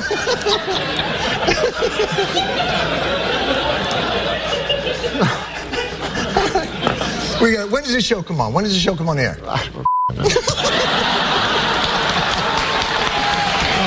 You gotta watch it whenever it's on. Sports show with Norm MacDonald premieres on Comedy Central Tuesday, April 12th at 10:30 p.m. Yeah. Yes, you're on leading. Norm MacDonald. You know what you ought to do right now? Get up and dance like Ellen. What? All over the building, and we'll follow you with the camera. Wouldn't that be great? You could dance over women. Yeah. All right, go ahead. Have you ever done the Ellen show? No, not yet. It's the most shabbily run operation. You know who wouldn't do this? Ellen. Oh. Would not do it to me. Take it back. Oh, Ellen. David often gets confused with Ellen. No, that's a true fact. I'm not making it up. No. This was before the goatee, before the mustache, and thank God Ellen shaved that off. But our top story tonight. This week, after months of speculation, sitcom star Ellen DeGeneres finally admitted that, yes, she is gay. Inspired by her courage, today, diet guru Richard Simmons admitted that he is really, really, really, really gay.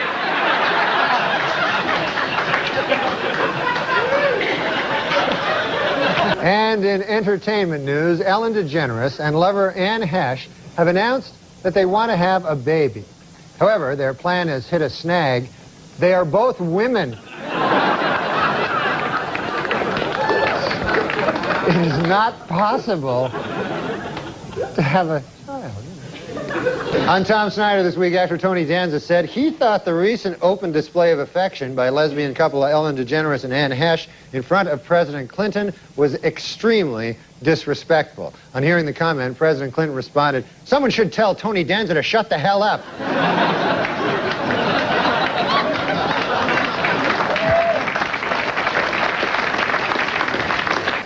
Well, by now, most of you have seen or heard about last week's episode of Ellen, in which the main character, played by Ellen DeGeneres, announced that she is gay.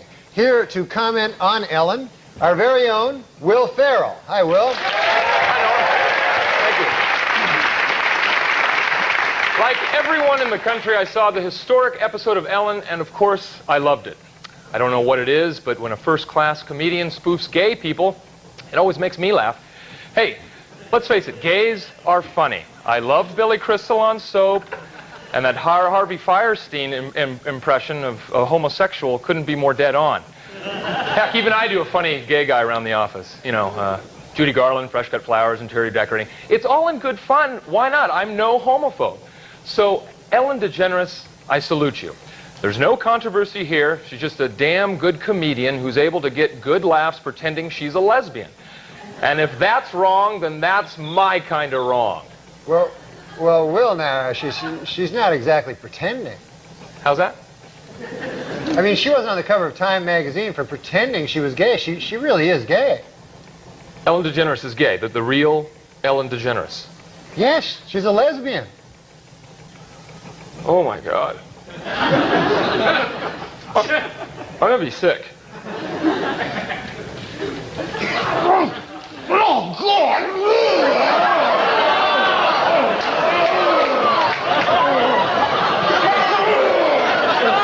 Why did you put that dirty, sickening image in my mind? Oh, no, here it comes again.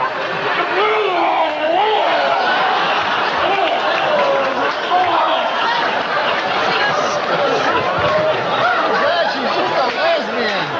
Oh, stop it! Please stop!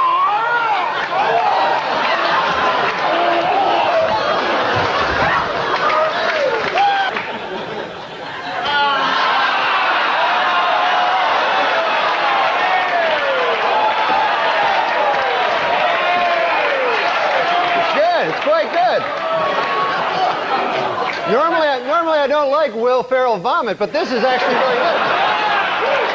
Let's just end.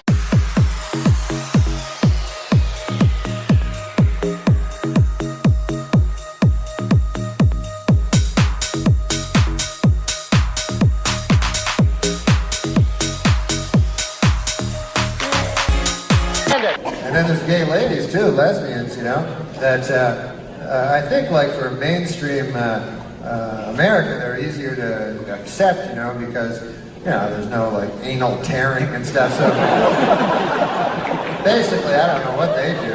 I guess they just like lick each other or something. I don't know. They can't fuck because they got no cock. So I don't know how they can't have sex, right? All they can do is go buy a cock. They go to like stores. You know what, man, I hid that real cock, but I love that big fake plastic cock. It's too complicated for me to understand. I'm saying like things that are completely ill-informed. But I'm just trying to figure it out. Oh, God bless, though. God bless everyone. I'm against cannibalism, you know. As you all know, as any of you know that follow me on the Google space, WW, I have gone across this country with my anti-cannibal stance, you know? Talking to people from one side of this great nation to the other. Every year I put my toe in the Pacific and I travel this great land with my anti-cannibal message. You know? Mostly to young people. I try to educate the young people. You know, I go to the schools and I go, listen. You might think that you're going to be the cool guy because you eat a dude friend of yours, you know? And maybe you will for a couple of years, you know? Maybe you'll be the big man on campus. Oh, that's Jim. He ate a fella. But there's more to it than that.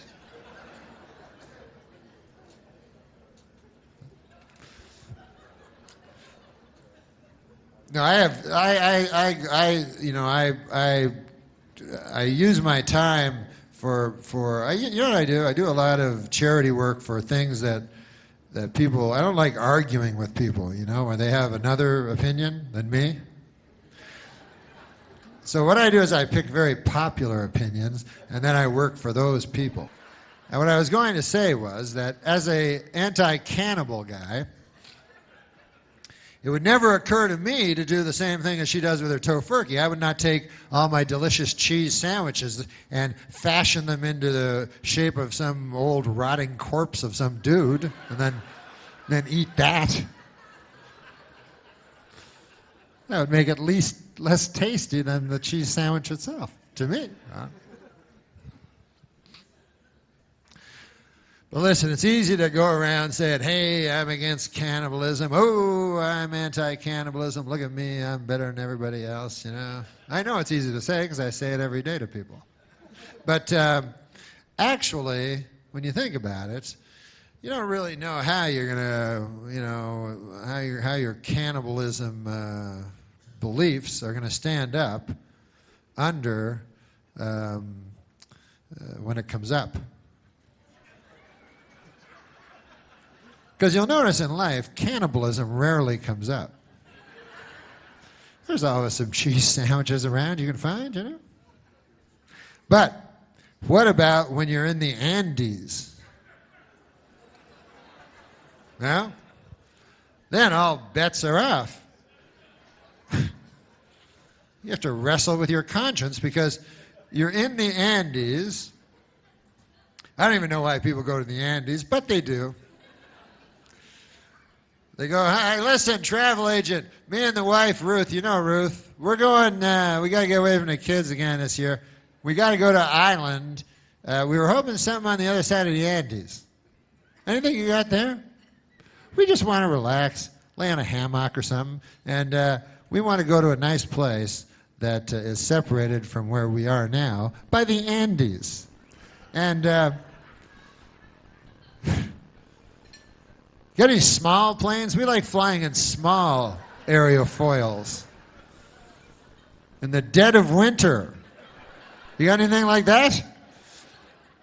And they're like, yeah. So you get on the plane, and, you know, 20 minutes later, you crash into a mountain. You know, because everyone knows it's on the boarding pass. It says, layover, a mountain. No. So you crash into the mountain. And then, you know, you gotta wrestle with your conscience, you know, because, you know, you're down there and the guy in 24E is looking pretty delicious. And so days turn into weeks, and weeks turn into months. Months, you know how time works, right? I don't have to explain everything. Then becomes now. So and then you have to wrestle with your conscience because you're like, my conscience. And your conscience is very, you know, if you don't want to wrestle with your conscience because, you know. So, although it's not as hard as wrestling with an actual wrestler, I find. If you have your choice between wrestling with your conscience and wrestling with a professionally trained wrestler, I'd take the conscience because it doesn't even have arms. And for wrestling, like the headlock is the biggest move. If you don't have arms. So anyways, you're wrestling with your conscience and you're like, oh man, should I eat that guy in 24E? I don't know. It looks pretty good, but I don't think it's right and all this stuff. And then time goes on and you get, and instead of just acting right away, which would probably be the smarter thing, you know, you wait way too long and months pass and then you go crazy and then you go after Frank, that's his name, in 24E, and you're just, you're so hungry now, you're tearing into him, you're like, Frank, blood all over you and everything, you know? Anyways, and that's the last, and this is what you don't want to happen at that point, is for the rescue plane to come over at that very moment, you know? Well, you're like, what the? They're like, we have hamburgers and hot dogs here on the plane, and delicious cheese sandwiches, everything you want here. You're like, what?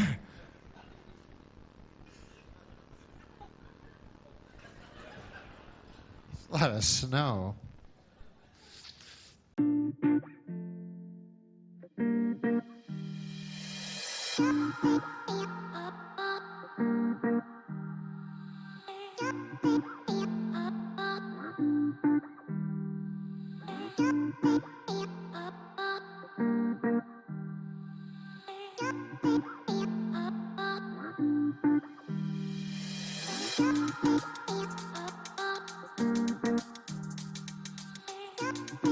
And Albert Fish was born on this day in New York City in 1870. Who the fuck is Albert Fish? What? Who the fuck is Albert Fish? Oh, Albert Fish? I've never heard of that guy. He was known as the Gray Man. The Grain Man? The Gray the Man. Grain. The werewolf of Wisteria. You know why he was known as the Gray Man? Because he was a serial killer. He slayed children and ate them. He's a cannibal. But when the police asked a woman to describe him, and she said he was gray in both appearances and demeanor. Very bad description. For This the is like police. Arsenio when it was woo. Yeah, woo. But But anyways. I'm pretending I know who Albert Gray is. I didn't. No, Albert Fish. Oh. You're a New Yorker.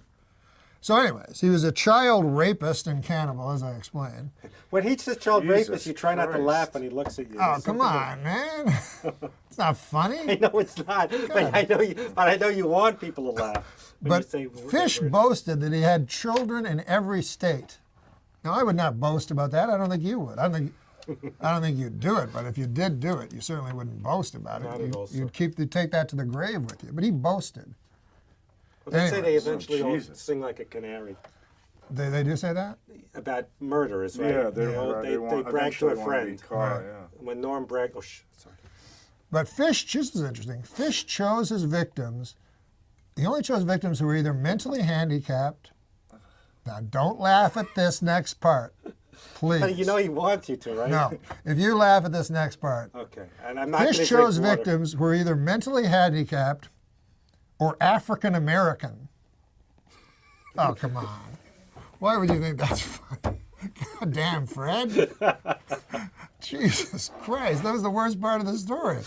Okay, but why do you think he did that? What would be the explanation? Why would he only attack, why would his victims that he chose only be either mentally handicapped or African Americans? Because people in those days didn't care when those people were vanished. You're thinking like Albert Fish now. And prostitutes. That's why they kill prostitutes. Exactly. Nobody really cares about prostitutes. Well, it's like that comedian that would rape people at comedy club. No, in colleges. Yes, Vince Champ. They friend. always said his great gimmick was that people would think who did it, and they never, because he'd go on to another town and another college, but when people say, what about the comic? Yeah. Maybe the worst gimmick a comic ever had. But anyways, but you were exactly right. That's why Albert Fish killed only mentally handicapped and African Americans. What about, okay. I thought you'd laugh at African Americans again, that they were. No, because I know him. I know he'll do something. That's outrageous. How Well, it's dare kind of you. outrageous for you. But anyways, Fish tortured, mutilated, and murdered the youngsters, they were children, with a meat cleaver, a butcher knife, and a small hand saw. Oh, Jesus. God, you're... This is the topical portion? Yeah. This is the birthday. And then he solidified his reputation as the most vicious child slayer in criminal history. Oh, Though you know who barely was? literate, Fish wrote taunting letters to the parents of his victims, gruesomely detailing Jesus. how he slayed, butchered, cooked, and then with great enjoyment dined on their offspring. He would inevitably declare that a child's roasted rump was the most toothsome dish in all of gastronomy. Additionally, Fish was a masochist, get this, and he would insert wool doused with lighter fluid into his own anus and set it alight for his own enjoyment. Fish was finally arrested, and he immediately began confessing to killing 700 children. Get out of here. Yes, and he was dizzyingly happy about it. Smiled as he described the grisly details of the tortures and the murders, appearing to the detectives, and one of the detectives said he appeared as the devil himself. I mean, this guy was a real jerk.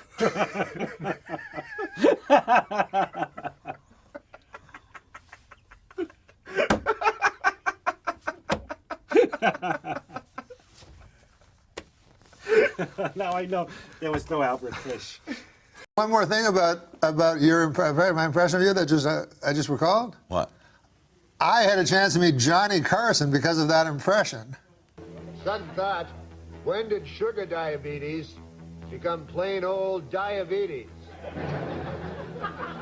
How so? Because Johnny Carson phoned me and he said he loves Larry King and every day he reads the News and Views, which was the impression I did was your News and Views in USA Today. So I had a chance to meet Johnny Carson, which I didn't take. Why? He would tell me stories, he could tell me stories about everybody, that existed ever in life in show business, and then I'd have to go, did you ever meet Chris Kattan? I wouldn't have anything to give back. But he wanted to meet Norm. You missed the. I should have done it. You're weird, Norm. I met guys though. I did an impression of you on Saturday Night Live. Your King's Things, bulletin points, and so I did a parody of that on SNL, and I only had to slightly magnify it. This is News and Views. Here's my 2 cents, gang. If you only see one film the rest of your life, it should be Mickey Blue Eyes. I get a call from Johnny Carson, and he wants to meet with me at his office. So I go to his office, it's just me and him. And he pulls out a whole bunch of USA Today's clips, of your column. And he starts reading them. He goes, here, you take some, I'll take some, we'll read them. Just in the office? Yeah, just me and him in the office, both of us doing Larry King impressions. Look at this man compared to Johnny Carson at the time. Look at Johnny Carson. Get a picture of him 7 years before he retired. Long, white hair, white beard. He didn't have a white beard. Johnny always looked fantastic. But would you like to hear my impression of Johnny Carson phoning 911 when he had his fatal heart attack? I would. Okay. You be the 911 operator. Okay. I Ding, say ding. hello. Hello, 911. Yeah, hello? Can I help you, sir? Yes, this is Johnny Carson. Johnny Carson from television? Yes, that's right. Oh, hello, Mr. Carson. Okay. What can I help you with? I don't know. I feel like there's a yak on my chest. You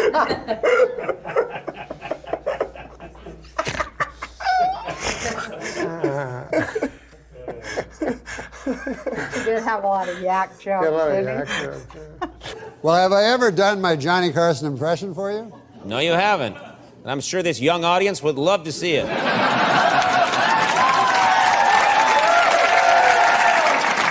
You can play along. You can be the 911 operator. This is Johnny Carson when he was having his heart attack. You be the 911 operator. Yeah, okay.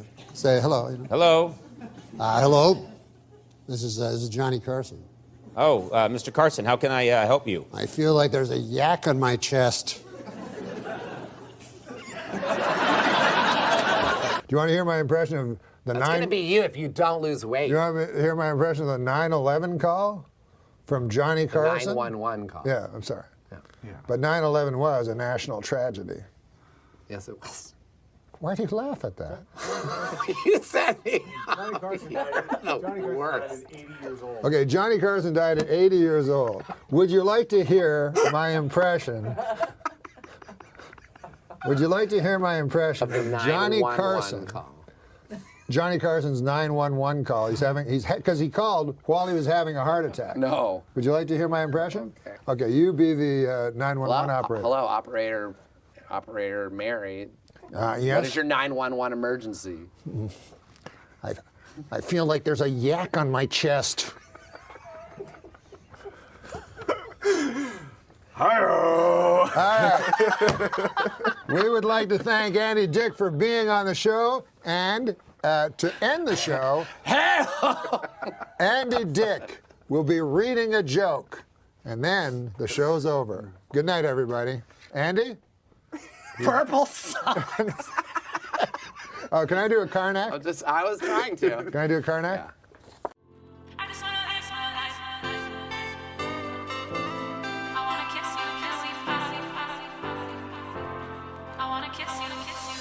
You told me that we should go our separate ways, but now your life without. That's what I was trying. Now, do you know how to be Ed McMahon during this? Well, you have to read Okay. Mount Baldy. Mount Baldy. Then you read. No, then you have to say Mount Baldy. Mount Baldy. Mount Baldy. Yeah, Mount Baldy. What did Yul Brynner's wife do on their wedding night? One time I was hosting, and there was 3 guys. I've never hosted. How many times have you hosted? Just one time. It was a mistake. Did it not go well? It was all right. Did you do Update? No.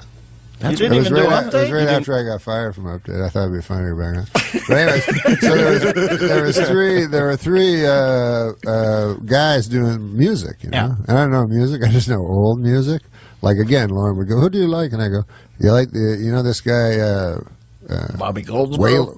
Yeah, Bobby Goldsboro. Eddie Cantor, is he around? And Lauren go, "You've got to go," you know. So who'd they have on? Very hip. So they young kids. had hip guys that everyone else knew except me. It was Snoop Dogg. He just changed his name, and he was angry because I kept getting it wrong. He used to be Snoop Doggy Dogg. The Snoop Dogg and Eminem and Dr. Dre. That's a pretty heavy lineup. Yeah, but to me it was 2 black guys and a white guy. So I go to introduce them. You're beautiful. And they were all just trying to get this into the barn. Don't go black white on. They were all standing like in I'm out there with Francis Farmer. You're about to go up and take me with you. They were standing in rap positions, as you know, like against, and I'm about to introduce them. So they're standing in that rap position where it looks like they'll either start singing rap or pull a gun and kill you. So then I go, as a joke, I look at them, because I remember this is kind of a Letterman-y thing to do, but I go, "Fellas, are you ready? Are you ready?" Which forces them to go shake their heads slightly. Even though they're in this crazy, dangerous all posed up. All posed up. So I thought that was funny. But then I learned later they were geniuses, and I should have befriended them rather than... I was just talking to Dre backstage. I don't know if he's a real doctor, but he did prescribe me some stuff. So I don't know. There he goes. And that leads us to our first special merit award of the night. Ladies and gentlemen, for nearly 30 years...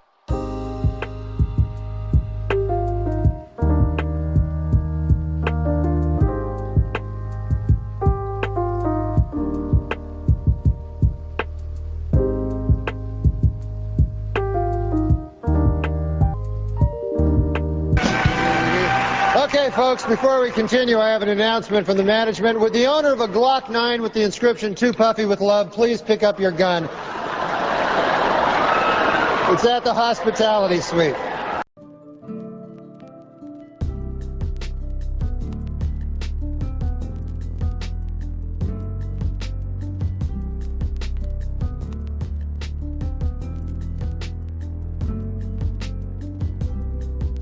Neil deGrasse Tyson, who's this Mr. Smarty Pants.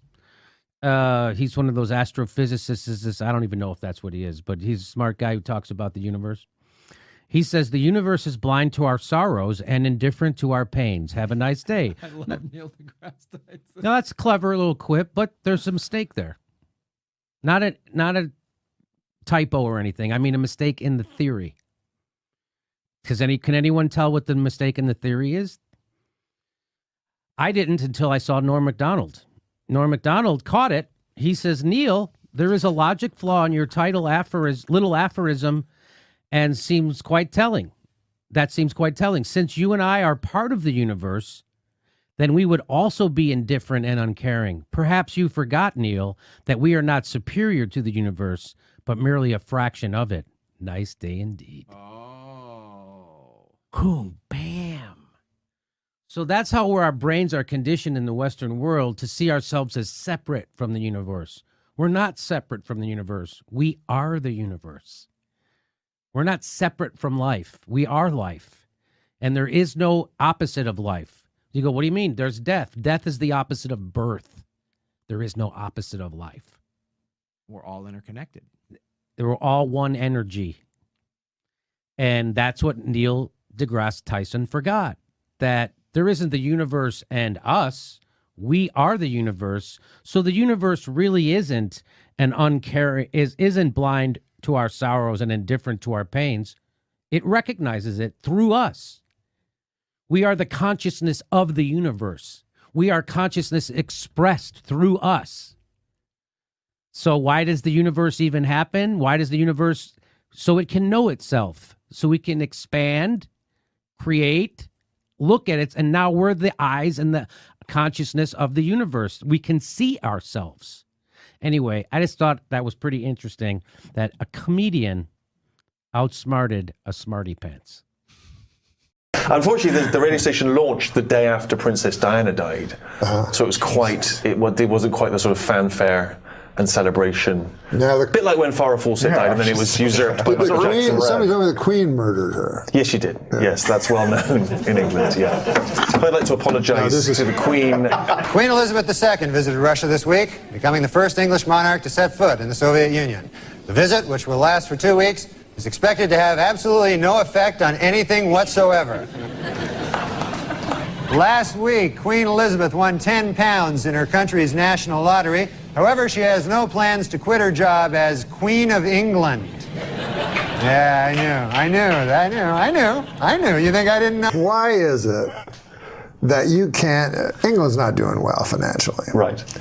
Can't you get you call them your mates? Mm-hmm. They're friends. Yeah. Everybody else in the world.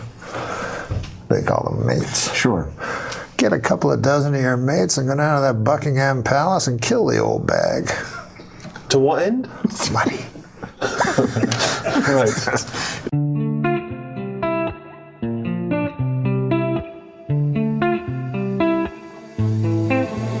Little one, you've been away so long, and I need you now more than forever.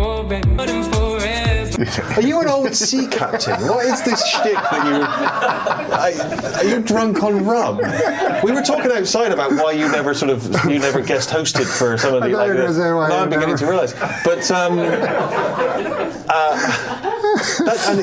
it's what's weird is you're not even drunk, and yet it's the illusion of it is extraordinary. I'm pleased to see that I've broken from the rule of only having white blokes on the show, which seems to be you only have white men and Roseanne because it's supposed to be a comedy. Right. But it's supposed to be. It's supposed to be. It's allegedly. I heard you were an ass kicker too. That's pretty fast. I heard you were a rough character. And the water. I did. I heard stories. That's different. No. I heard stories. I heard stories about Norm where a drunk guy comes up to him at the bar and goes, "Hey, aren't you Norm?" And he's gone. He's just suddenly gone. None of this. Norm's back at the bar going, "Hey, what happened? What happened to that guy?" I was early. I was early on that Sunday in Philadelphia. I told everybody to watch it from the early start. And then who else? Got nothing from it. And then I even phoned their agent. I said, "Hey, that's a good show. Nobody's watching it, but I like it, and I'm in TV." Nah, they never got back to me. Axe to grind with you. DeVito's the EP on that show. Oh, He's yeah, got an axe to grind with. Why? Because of the fist fight I had with Christopher Lloyd back in the, at the Improv. Exactly. You remember the incident. Did you witness something with Norm, with Gilbert's friend Norm MacDonald while you were there? I did. I heard yeah. you tell this story. Well, it was yeah. It was. Do you know this, Gil? It's Ian Maxtone Graham, who is he's a writer. He's written on The Simpsons, and he was on SNL at the time. He might still be a writer on The Simpsons. I don't know, but he's this big, tall guy, and he was always in his jogging suit. He was always out running and working out and stuff. So he came into the writer's room there, and Norm was smoking a cigarette, and he's not supposed to be smoking indoors at the time, But he said, Norm just light up a cigarette. So he's Jay Moore is the only one who does a really great Norm MacDonald. But anyway, he's smoking a cigarette, and Ian, said, "You're not supposed to smoke up here." And Norm said, "Yeah, don't worry about it," or something like that. And so Ian squirts him with a bottle of water, just squirts him in the face with it to put the cigarette out. And Norm took a swing at him, and they went at it, and it was pretty good for a couple of seconds. Two real tall, kind of gawky guys, swinging away at each other.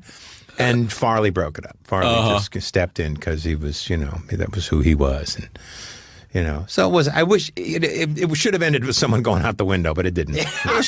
An entertaining 26 seconds. 26 episodes. However many weeks you were there. Yeah, I had some fun. Was Norm screaming or yelling stuff at him while he was punching? I don't think so. Yeah. I think it was pretty physical. I think I think nothing needed to be spoken at that point. Yeah. No, yeah, cocksucker. Gonna fucking kill you. Herb Sargent told me that Norm punched a couple of people out there. I think it happened more than once. Wow. I've heard that. Yeah. Yeah. He's an interesting guy. I mean, he is. He is. I think he's fabulous. I think he's very funny, and I think he's a very smart guy, and he's a very kind of sensitive guy. I mean, he just did this Larry King interview. It's on Hulu, and he's really kind of wonderful. Wow. Yeah. Well, he teared up at the last week of Letterman. He did it was so moving. That was amazing. Yeah. It was a real moment. Yeah. You and I met under unusual circumstances. We did. Yeah, there was a period of time in, what year was it? 96? 96.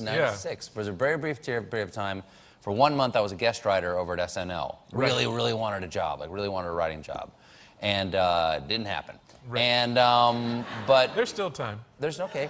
Oh yeah. And one night I was having a soccer game, and you were an intern there, right? I was an intern. So I was 19 years old, and I was an intern at SNL, and I was living in Brooklyn with my grandmother while I did the internship, and so she didn't have cable or anything, so I would hang out at SNL like after hours and just watch TV, and she didn't have a computer either. She was Amish.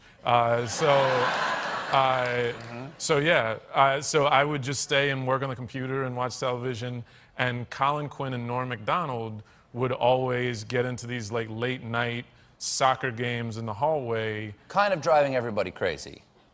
Yeah, I mean, but as a 19-year-old, it was kind of like, this is amazing! So, yeah. Well, I was 31, and I was like, this is amazing! Okay, good. I felt the same way, because I was a guest writer there, and I would jump in on these soccer games. It would be like 3 o'clock in the morning. Yes. And people were like on deadline trying to get the scripts done for Saturday. It was like Friday night. Yeah. And I was hanging out with Norm, because sometimes I would sit in and write on Weekend Update, and Norm got into a huge fight one night. Right. In the soccer game. Yes. And it was with you. Yes. Yes. That's true. Yeah. What had happened? You were in the game as well, I believe. It was me and Norm against you and Colin. Right. And so then, at some point, early in the game, Colin and Norm had been jawing at each other. Yeah, they had been fighting. And Norm was also trying to quit smoking, so he was extra agitated.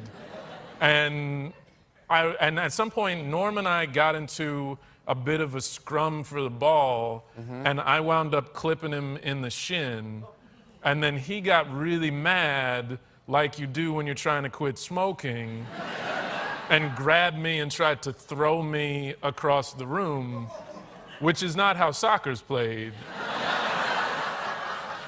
And I pushed him off of me because I was 19 and didn't really understand like stations of power.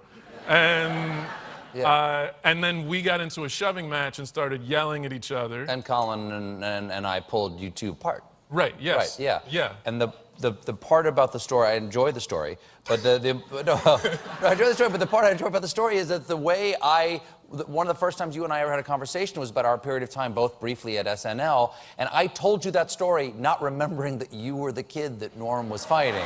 Right, yeah, yeah. Yeah, and you went... Yeah, that was me, yeah. Yeah, so that's kind of how we met. Yes, yeah. This is Norm MacDonald is threatening Seth Simons on the... What does he say? So Seth Simons goes, same energy, and he posted a picture of the Joker and Donald Trump, which is like... Oh my God. You fucking loser. And fucking Norm MacDonald wrote, hey, you fucking piece of shit.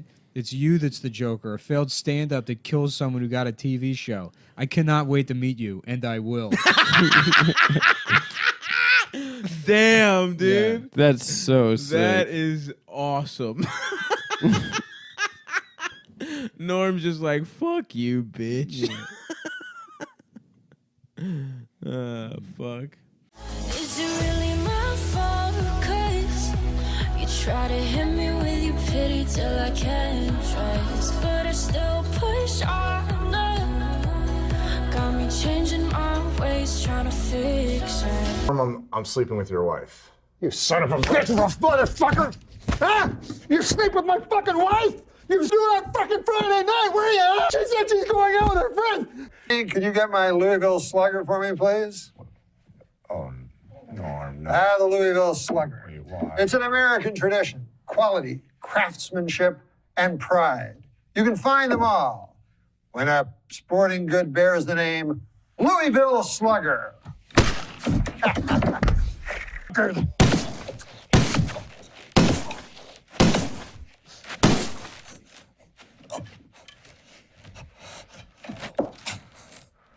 We'll be back with Roseanne.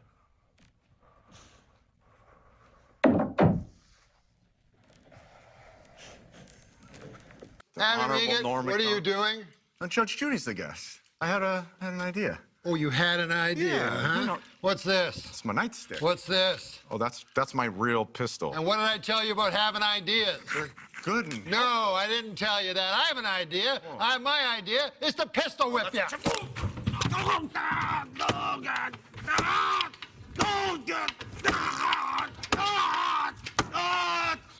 Adam Egan. Yeah. Would you come in, please?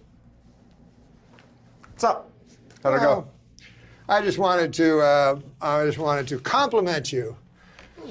Yes, you have a very nice tie. I like your shirt.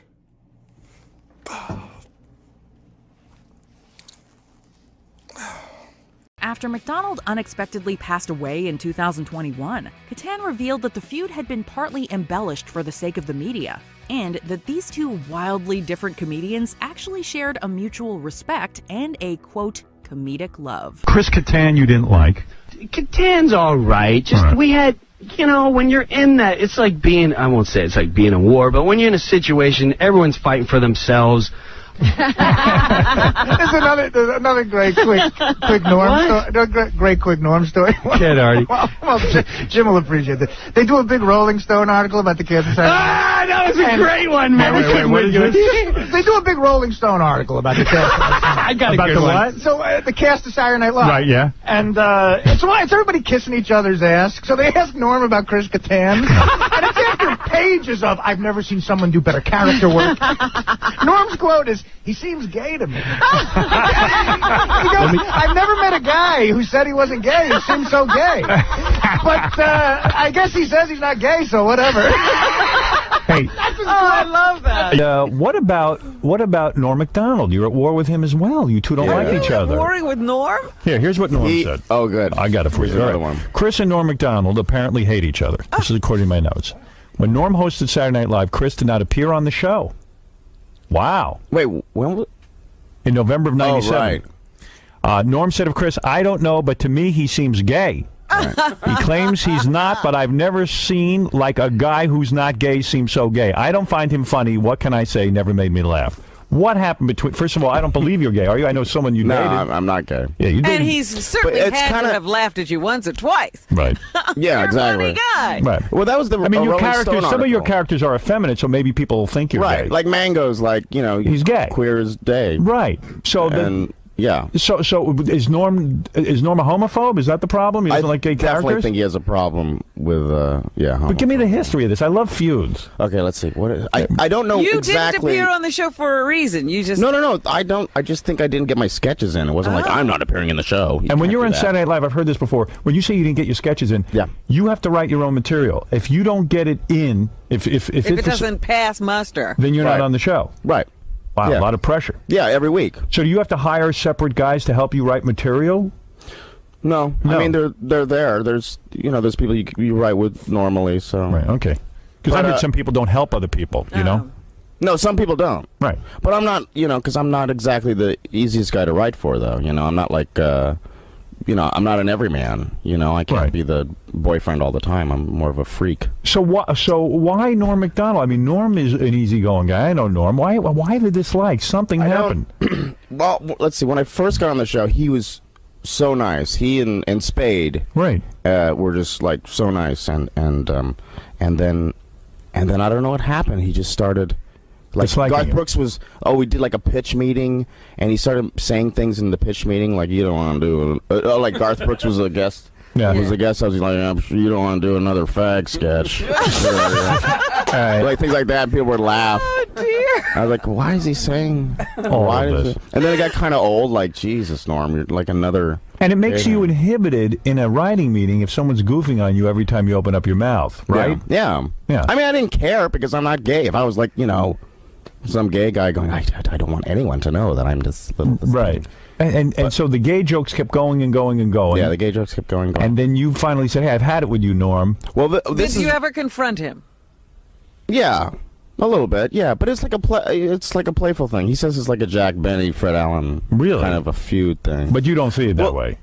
No, I think he's I don't know. But he this is what happened. We were on a flight together. We didn't plan on being together on the same flight. We were flying from LA back to New York to do Saturday Night Live, and it was a red eye, and he's behind me, and we're getting along, whatever. He's talking about crapping on women, or I don't know what he was talking about, something like that. Yeah, and it was funny because he was so loud, right? So everyone else could hear it. I'm like, I just crap on this girl. Yeah, and I'm like, laughing, right? Because he's a funny guy. Yeah. And then I wake up. And, because it's a red eye, and one of my shoes is missing. And I was like, where's my shoe? And Norm's like, hey, you lost your shoe, huh? And then he leaves. And I'm like, so disoriented. And I'm the last guy in the flight looking for my shoe. And I just, walk off the plane with one shoe. And all the stewardess is like, you are funny. Oh, no. So he stole your shoe. He stole my shoe. And he's playing goofs on you. He's not respecting you. Right. Right. And then I took his jacket on a really cold night. Yes. And his assistant called me at home going, I gotta get Norm's jacket. Please get me Norm's jacket. And she was like freaking out. Right. I was like, no, this is between Norm and I. You can't play in this game. Right. Chauncey Hayden, you're on the air. Hey, Howard, how's it going? All right. I've interviewed Chris before. He's a good guy. Chris. Thank you. Is it not true that Jim Brewer, your former cast member, had a problem with you as well? I think at one point he thought I stole an idea from him. Oh, really? Yes. So, man, there's so much infighting. You got to admit. But that's it, though. Really? That's not much for like 6 years. With a lot of the cast members, and I think with Chris, do you remember that Rolling Stone cover came out, and they only put certain members of SNL on the cover? Yeah, that was a big deal. Didn't that cause a lot of strife inside? Yeah. Well, Why, they only chose certain amount of people for the cover. It was you. Right, it was Will, me, Molly Shannon, and Sherry O'Terry. And you did the cover, and the rest of the cast felt like, hey, what are we, garbage? What is this? But why be mad at you? It was because of our characters, too. You know, it was like there was the cheerleaders. You were the breakout guys. Roxbury guys. Right. And Mary Catherine. But aren't they mad or jealous because you guys broke out and they didn't? And don't they think that you should stick up for them and insist that they be on the cover as well? But you don't have that kind of juice. No, what are we gonna? Yeah, no, yeah. I mean, it's only makes sense that they would be on the cover. But what are we gonna do? I mean, Norm wanted to be. There's a big stink because he wanted to be on the cover by himself. Yeah. Really? No, I don't know if he wanted. No, he wanted to be in that picture. I don't know. He showed up later, and then he wanted to be. He wanted to stand in the middle of us. And you said no. Well, it was just like weird. Yeah, right. Like, why are you like who are you? Like here? It's like my variety show. What? Yeah. So yeah, I guess he thought he was the guy. All right, Chauncey, thanks. All right, Artie Lang, go ahead.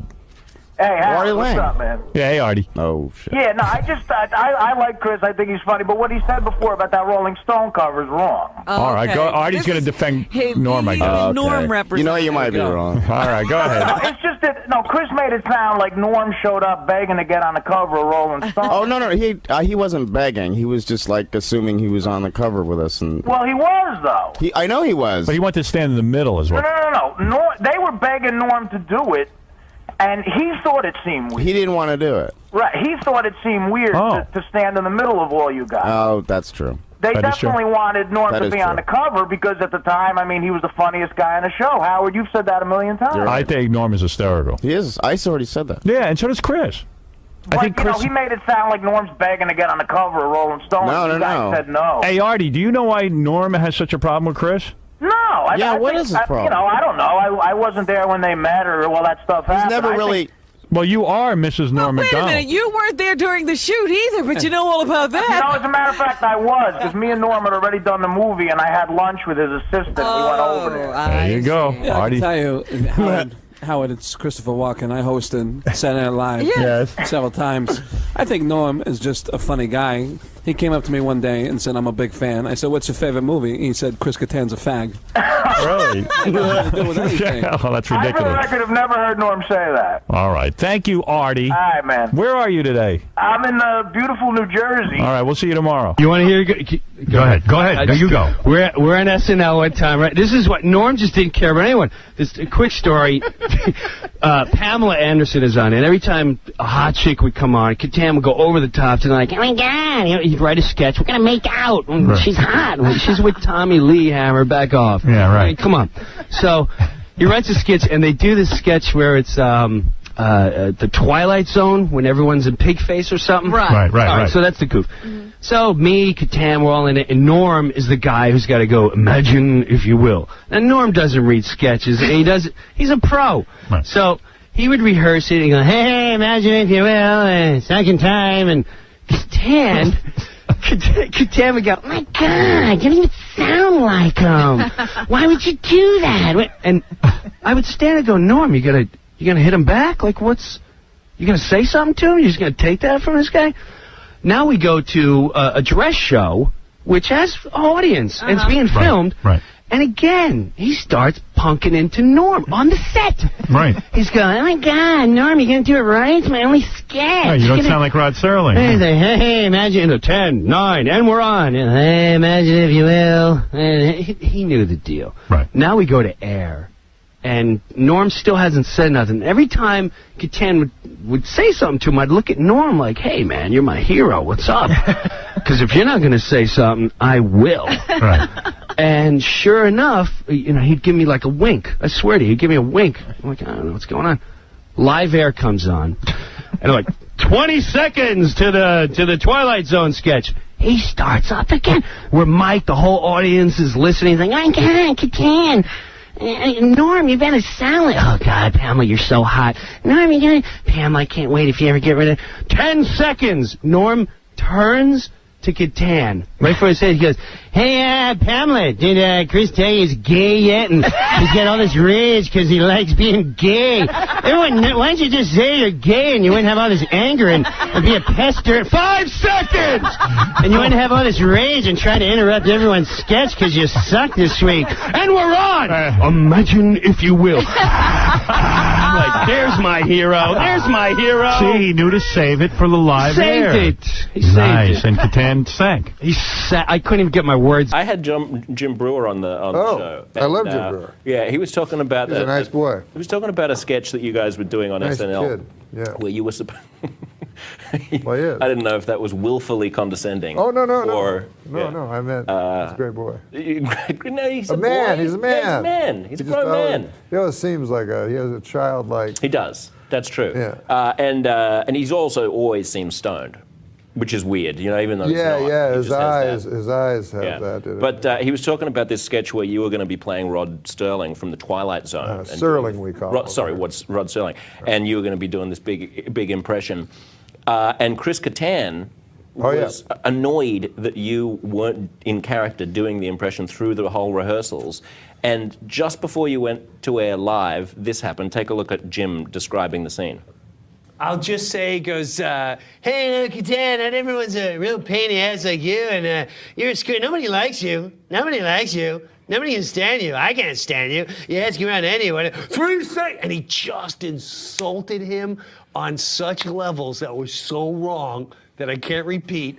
And Lily, when the sketch started, he turned and goes, "Imagine if you will." I just nailed it. Do you remember that? Do you remember what he said? remember that. Yeah, I didn't say what he said. He was saying he was being. He was paraphrasing and being kind. What did you say? Well, Chris is a great guy, but he used to bring around women all the time to the show, Big, tall women, Big bruisers, And he'd say, "Look, I'm heterosexual." I mean, he wouldn't say that out loud, but that's what that would be the caption on the picture in the New Yorker. Boy, those are funny. So it was something related to his sexuality. Maybe. But listen, if I call a person gay, that ain't no insult. It's a good thing nowadays. Yeah, if you say it's an insult, you're the homophobe, not me. Correct. Call me to say goodnight. Kiss me once or twice. I'll never let go of you. Fold me into your arms. Stay with. Would you care to hear my Anthony Hopkins? I want to hear From Silence of the Lambs? Yeah, I want to Okay, hear. you be the girl. Impression? You be the girl. Jodie Foster? Yeah, just say something. Who recently came out, right? Yeah, but don't put that. I'm not plugging that. Okay, so just say it like you're. I'm I'm Hannibal the cannibal. I'm Jodie Foster. I can't do Jodie. No, just say any line. Okay, Hannibal, you're terrible. What have you done to these innocent people? Clarice, I don't know what you dream about, but I ate a guy. That wasn't good at all. I've never done it. Here's the problem. I've never done an impression of him. Do one. Here's Jessica Biel from Flashdance. Okay. So Jessica, man, aren't you getting ready for your dance? Yeah, I gotta go. I got a big thing tonight. It's like Jennifer. That much. My Jessica Biel and his Anthony Hopkins. It was pretty close. They were pretty close. No, sometimes you think a good impression might come out. Do you ever do that? What? You go, I didn't even hear what you said. You go, man, I like this guy. I'll try him. Maybe it'll come out and sound like him. It's the first time you try an impression. Like, maybe I could do Cary Grant. Yeah, I'm Cary. Nah, it didn't work out. Didn't work out. That scene that you guys Daryl, where's Daryl? The scene that you Here's guys my just Daryl. did, the one that you just did. Yes. You did it a few times, so. Yeah, every time we try to mix it up a little, It's good to do it less than more. Sometimes less is more. Sometimes it really is. Sometimes more is more when you're talking about fat women, but less is more when it's acting. Yeah, if you're talking about little women, it's better to talk more about them. Yeah, less is less. With talk women, less about heavier women. But less is more in acting. But with big fat women, less is actually less. More is more. There's no hiding that. It's true. Here's my impression of a big fat woman. Not very good. Hey, fatty. So how much longer are you guys going to be here? What? We're that's it. Let's do a little from the sunshine. We flew in for a half Let's hour. do a little from the sunshine. We're here for another week, I think. But next year, the sunshine. Do you want to hear a little? I don't know sunshine any from the voice? sunshine. I don't know. Well, they said we could ad lib it up. Yeah. Hey, we got to get together, get back on the road again. See, do our vaudeville act. I can't do that. Why not? Don't you see I got all this paperwork to do? Yeah, you're balder than anything. Wait a minute. If I weren't 70. Ah. Let's see. That's good. I got all this paperwork to do, and if I weren't 70. This week, Norm MacDonald. Can I try an Adam Carolla impression? Yes. Let me try. Do whatever you want. I don't know if I can do it, but give me a subject that I can rant about. Talk about people that recycle or people that smoke Let cigars. me tell you something about. Is that what you said? What is it? He's almost like Andy Rooney. Yeah. Let me tell you something first of all about people that recycle.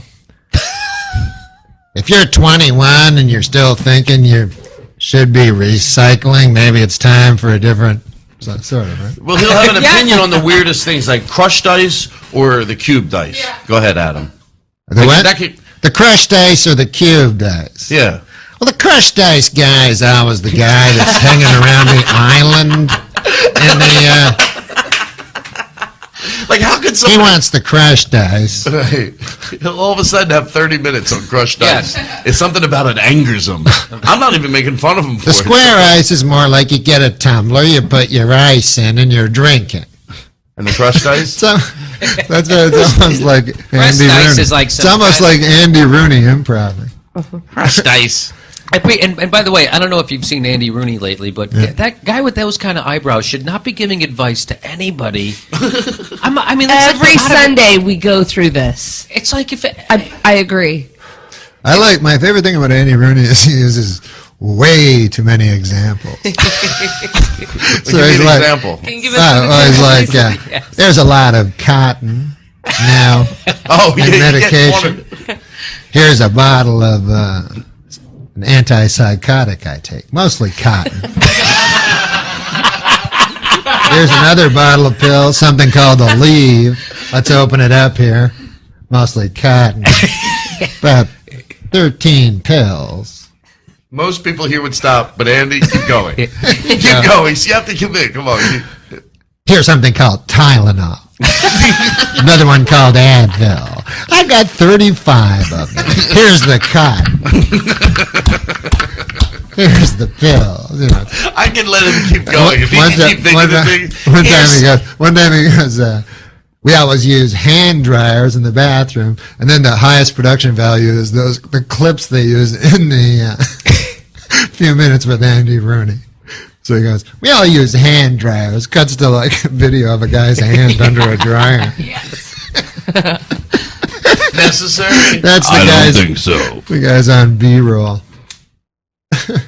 My headphones keep going in and out, but it's all right. How's your battery? If I meet one more chick that wants to become a veterinarian.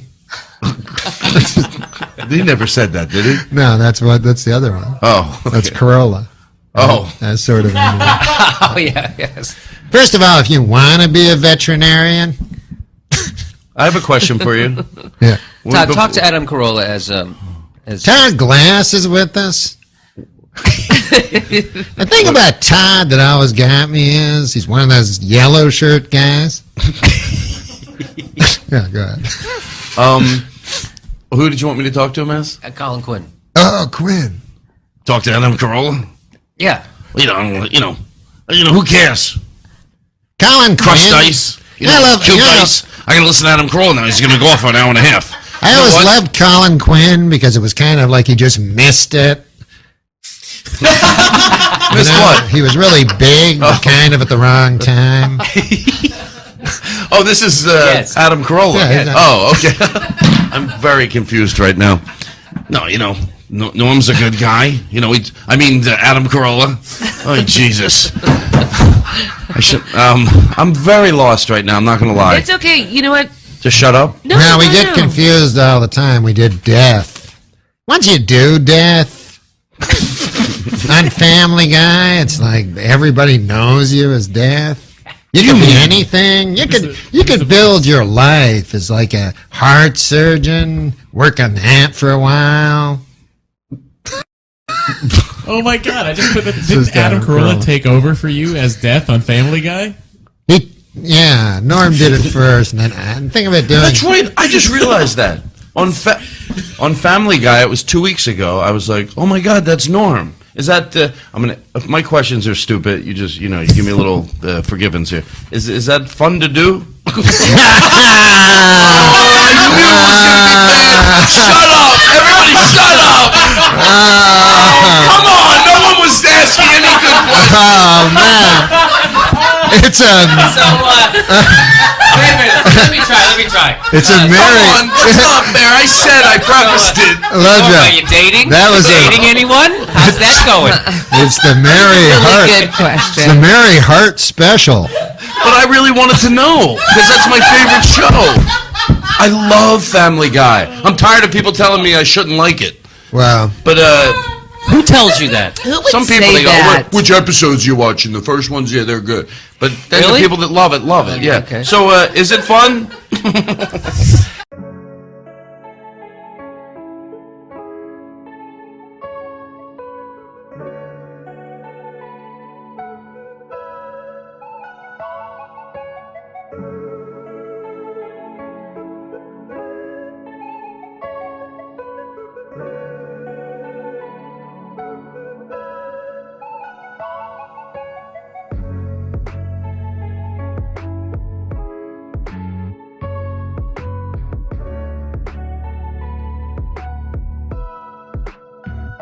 Okay, Mike. Mike is in Canada. Mike, do you have a question for Norm? I do. Norm, so you have like a laundry list of impressions that you do. What would be your personal favorites, and why? And do you think you could do a little bit? Good question. Hey. I can do Richard Farnsworth is my favorite guy to do. Yeah? What's your favorite one? Yeah, Richard Farnsworth. Wait, who's Richard Farnsworth in the Is that an actor? Yeah, from The Straight Story and The Grey Wolf. Oh yeah, Richard Farnsworth. Okay. Yeah. Here's a Richard Wait, don't get rid of him. You just got to see the impression. Yeah. He goes, when I was in the Army, they made me the gunner because I was a good shooter down in Mississippi. I didn't know too much about it, but I would shoot. We had a scout, his name was Jim, and he was a prize fighter, and that's why they made him a scout, because he was fast. Well, one time he got trapped behind enemy lines, and he come back, and I saw something move, and I shot. And I saw something move again, and I shot, and then it stopped moving. The next day, they found old Ed, and everybody thought the Germans did it, and the people thought the Germans did it. Everybody thought they did it, except for me. That's it. I love that impression. Yeah. Richard Farnsworth, ladies and gentlemen. It's like he was it was like he was sitting right here. Yeah, there's not a lot of money in it. Let's be honest. Now I was watching. I couldn't sell it to Frank Caliendo. Is it really my fault? 'Cause you try to hit me with your pity till I can't trust, but I still push on. Got me changing my ways, trying to fix it. Everyone in the unit thought a German sniper had taken him. Everyone, all these years, everyone but me. But I never worked out or anything like that, because I always felt like you can't, like, if you're a dude, you can't really. The ladies don't seem to care. At least that's what they say. And then also, I don't think you can get like a perfect body. I think if you're a lady, you can get a perfect body. But if you're a dude, I don't think you can get like a perfect body on account of you got like every dude seems to have one of those like a sack, a sack, right? And so, no matter how perfect your body is, if you got a sack, it doesn't look very good, you know? You don't have a good-looking body, basically, you know? No matter what. You show me any dude, go, hey, look at that guy's body. I go, good God, what's that fucking thing? That guy's got a sack on him. You know? It's not a good-looking body.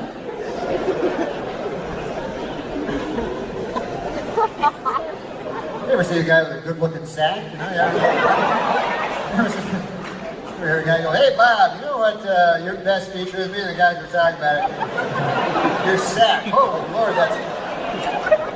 You doing something different with your sack lately or something? God damn, that looks good. Good-looking sack you're toting around there, I'm telling you. Right? You can't work out on that or anything.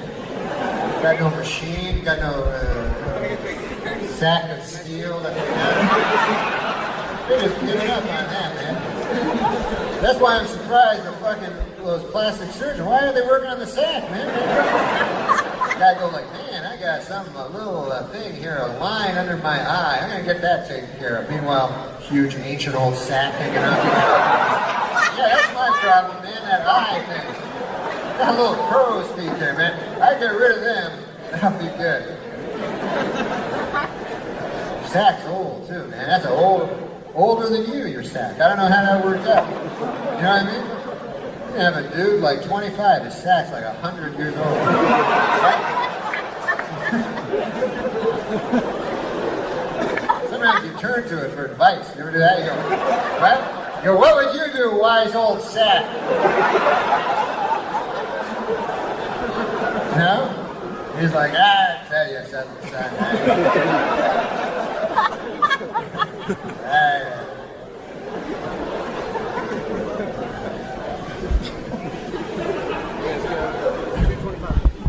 You see an old guy's sack, like old guy's sacks are really old, because they're like 80, their sack's like 400 or 500 years old. It's like a fucking old, like a tree or something. It's not like a tree, but trees are old. I read that in a book. Know the end is day, nobody's gonna change. You won't ever leave. On my mind again, I'm still not tired of it. Can make you want me. And I may act okay, say things will stay the same. Say I'm all I need.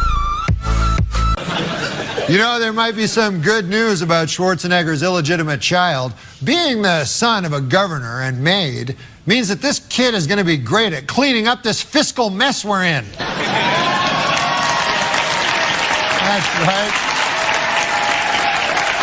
Now, folks, I don't like to brag, but like Schwarzenegger, I did a little bodybuilding back in the day, too. But I'm guessing you guys wouldn't want to see that, though, would you? Okay. All right, sure.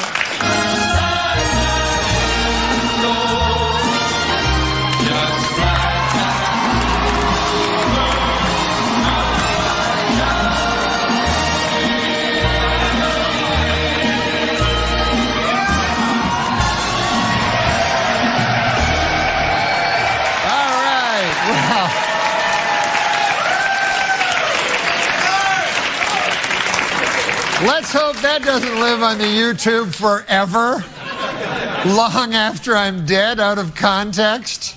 Hey, so I was at the fight. I was at the Pacquiao. Yeah. And I almost made a bet. Yeah. I almost made a bet that it would go the distance in Mosley's favor. Almost. Wow. But I was a little bit afraid. Tell everybody what your bet was, Norm. I bet Pacquiao to win. 25,000 to win 3,000. Wait a minute. How is that possible? You put down $25,000. Yeah. Maybe lose $25,000 to win 3. Yeah. But I won 3. What? Was it that it would a knockout, or what was the actual bet? No, it was just that he would win. But I got scared because I was so happy when Mosley went down, and then all of a sudden he got up. And then I was scared because, one punch can end it at any moment, Yeah. And no, that's the most money I ever put on a fight. And also, I don't know nothing about boxing. What did you go by, the commercials or his karaoke singing, or? How did you pick Pacquiao? Well, usually I kind of went against my instincts on this one, because usually I pick the bigger, blacker guy. But in this instance, I met him, Pacquiao, and he seemed unbeatable. Yeah, he is. Pound for pound. Yeah. Unfortunately, the other guy weighed more pounds. Well, pound for pound, Manny Pacquiao is the greatest fighter in the world. This Saturday night, Pacquiao defends his welterweight title in Las Vegas. Now, I don't gamble anymore. You could say I had a bit of a problem. And my bankruptcy lawyers have said as much as well.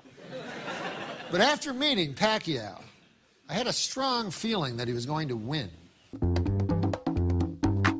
Hey, Manny, listen, man. I don't know much about boxing. I just know mostly about high-stakes wagering. But you think you can beat this guy? Yes. Are you Definitely. Sure? You're sure? You're absolutely sure? Yes. Really? Why? I don't know. You just seem so sure that now it makes me feel good to go and make my bet. Yeah? Thank you, Manny.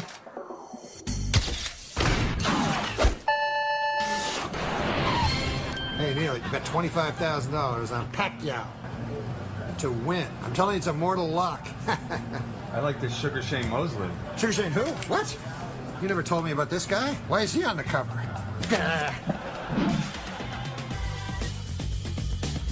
Manny, I got some Manny. What are you doing? Eating. Don't eat. There's no time for eating. What? Listen, you have that big fight on Saturday. I made a bet. $25,000 that you'll win. $25,000? Yeah. This is what I'm most concerned about. His first name is Sugar. Now, I don't know if you're a student of boxing, but guys whose first names are Sugar, they do pretty well. Really? Yes, Manny, really. Don't worry. Listen. Don't worry, man. What about this? Shouldn't you be doing this? That's jump rope. Jump. You've never heard the term? I know that he is, but... Stop eating! Why are you eating those cookies? Manny, listen.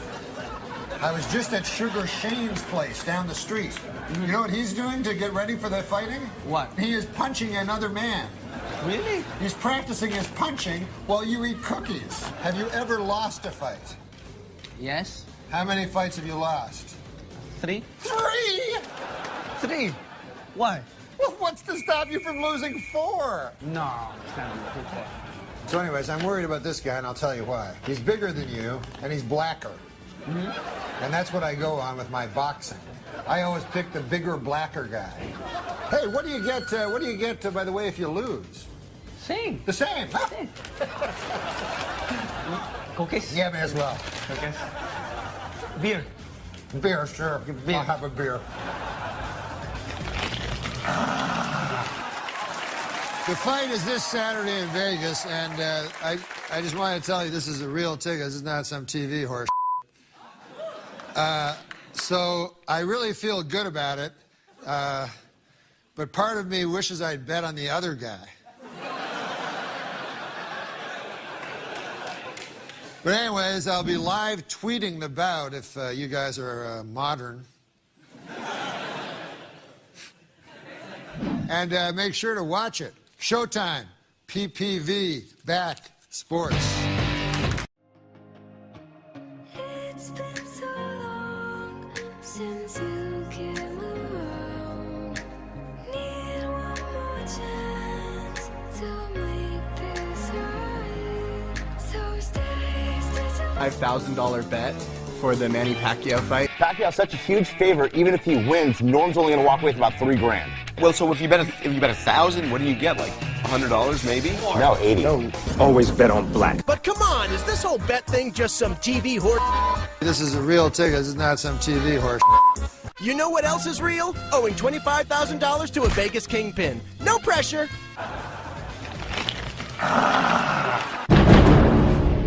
Let me ask you here, and I saw this, and you were never funnier when you hosted the show here recently, last couple of months. Oh, yeah, you were very, very funny. As you said at the time, if I wasn't funny then, how could I be funny now? Right, and then you went on to demonstrate. In any event, I want to take a look at the moment when after you'd gotten you lost your job at Saturday Night Live, they then invited you back on to host like 18 months later, right? Yeah, it was odd. Yeah, and you were kind of musing on stage in your introduction about what had happened since you obviously weren't funny enough to be on the show, but now you're suddenly funny enough to host the show, and this was your explanation. I was ruminating. You were ruminating. Let's take a look at your explanation. Then it occurred to me, I haven't gotten funnier. The show has gotten really bad.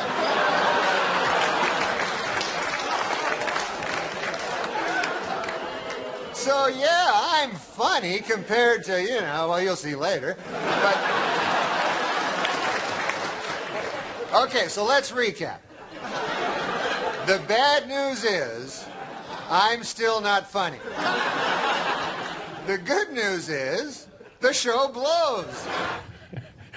I remember when I was doing that, and you can hear it if you listen to it, but the writers booed during that, After not writing anything for the entire show, they booed. It's ballsy. It's a ballsy thing to do. I assume you wrote that. Did you run it by, you must do the dress rehearsal and run it by the producers and the writers. I was going to do a thing that I thought would be really cool, and I was talked out of it. But I was going to do the monologue and then leave and let them do the rest of the show by themselves, which I thought would be good for the show, because it would be, they'd have to get together, band together, and work around the fact that the host wasn't there and stuff like that. This was of course in a period when Letterman he still hadn't gotten over the fact that he'd been fired by NBC, and hadn't gotten the Tonight Show right. And you went on Letterman, and I still remember seeing this. He was just fired up with anger and fury on your behalf at the pinheads at NBC. What did that mean to have Letterman at your back? Oh, Letterman was so kind to me. Yeah, one thing about being fired was like a lot of cool guys I really loved, mostly Letterman, he's my favorite guy ever. But Letterman and Stern and Gary Shanley and all these, Chevy and all these guys like jumped to my defense, which was really nice. But especially David Letterman, because he was the reason I got into stand-up, and he's the reason that I love comedy so much. I was asking you about the driving thing, because Norm doesn't drive. We learned that last time. And then I was listening to the Howard Stern show the other day, and I heard Artie Lang telling another story about Norm, which I thought was really funny and worth telling here. Again, I heard this on Howard's Sirius radio show. Artie was saying about how, I didn't know that you got fired from Saturday Night Live. Yeah. I thought it was just like, cast member decided, I'm going to go do other things. No, I got fired. You got fired because they said, what? It was like, you say that they told you weren't funny enough. Yeah. And then the show really started to suck, right?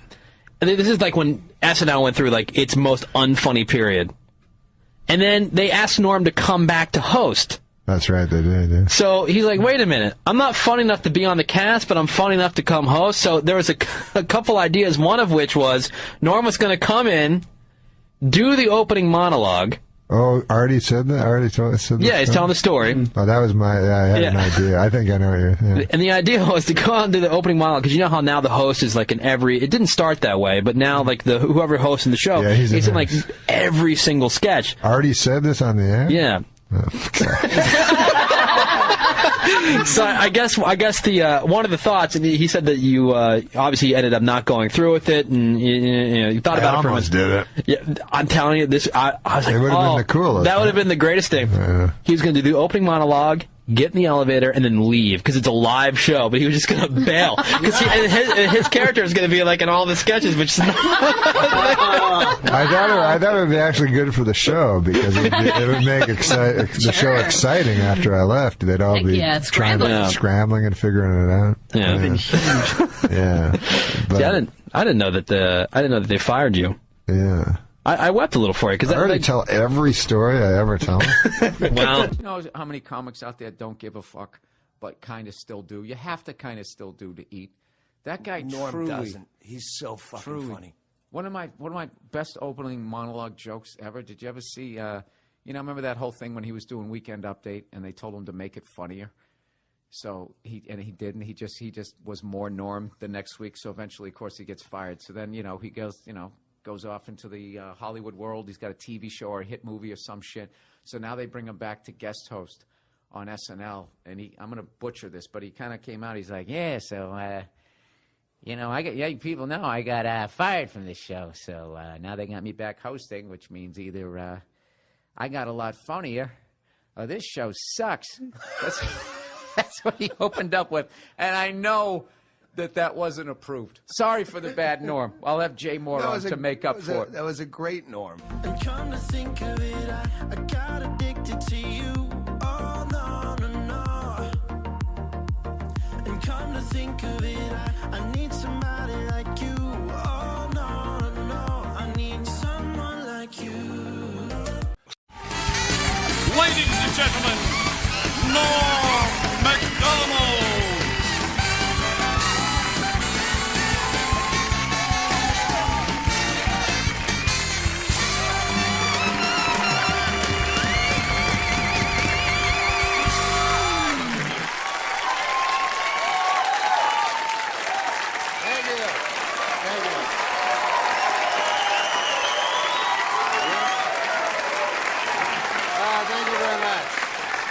You're very kind. You know, in the, what's that?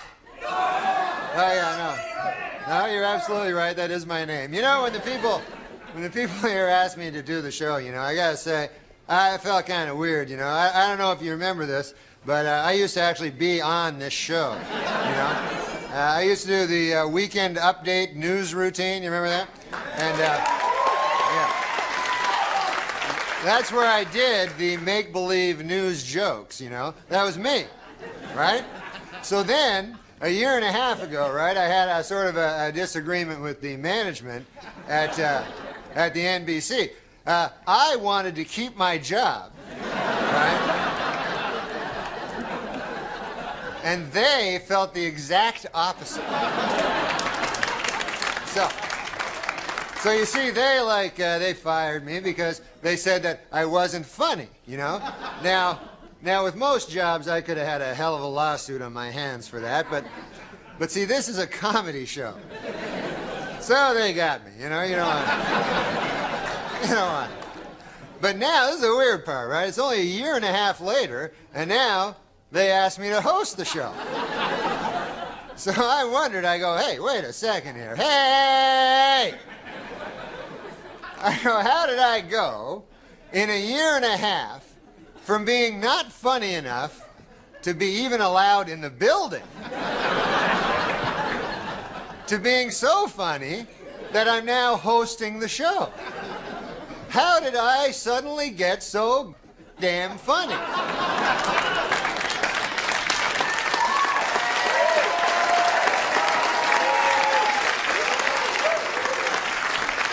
It was inexplicable to me, because a year and a half, let's face it, is not enough time for a dude to learn how to be funny.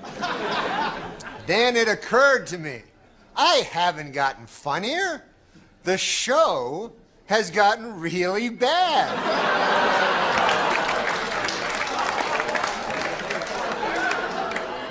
So yeah, I'm funny compared to, you know, well, you'll see later. But okay, so let's recap.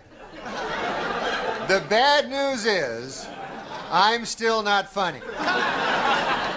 The good news is, the show blows. All right, folks, we got a bad show for you tonight. Dr. Dre, Snoop Doggy Dogg, and Eminem are here. We'll be right back. I wanted to see if you wanted to say something about our friend Norm MacDonald, who passed away. So funny. God. And yeah. There was no one funnier. Brilliant Canadian, you know. And tonight, the Lifetime Achievement Award will be presented to Mr. Martin Short.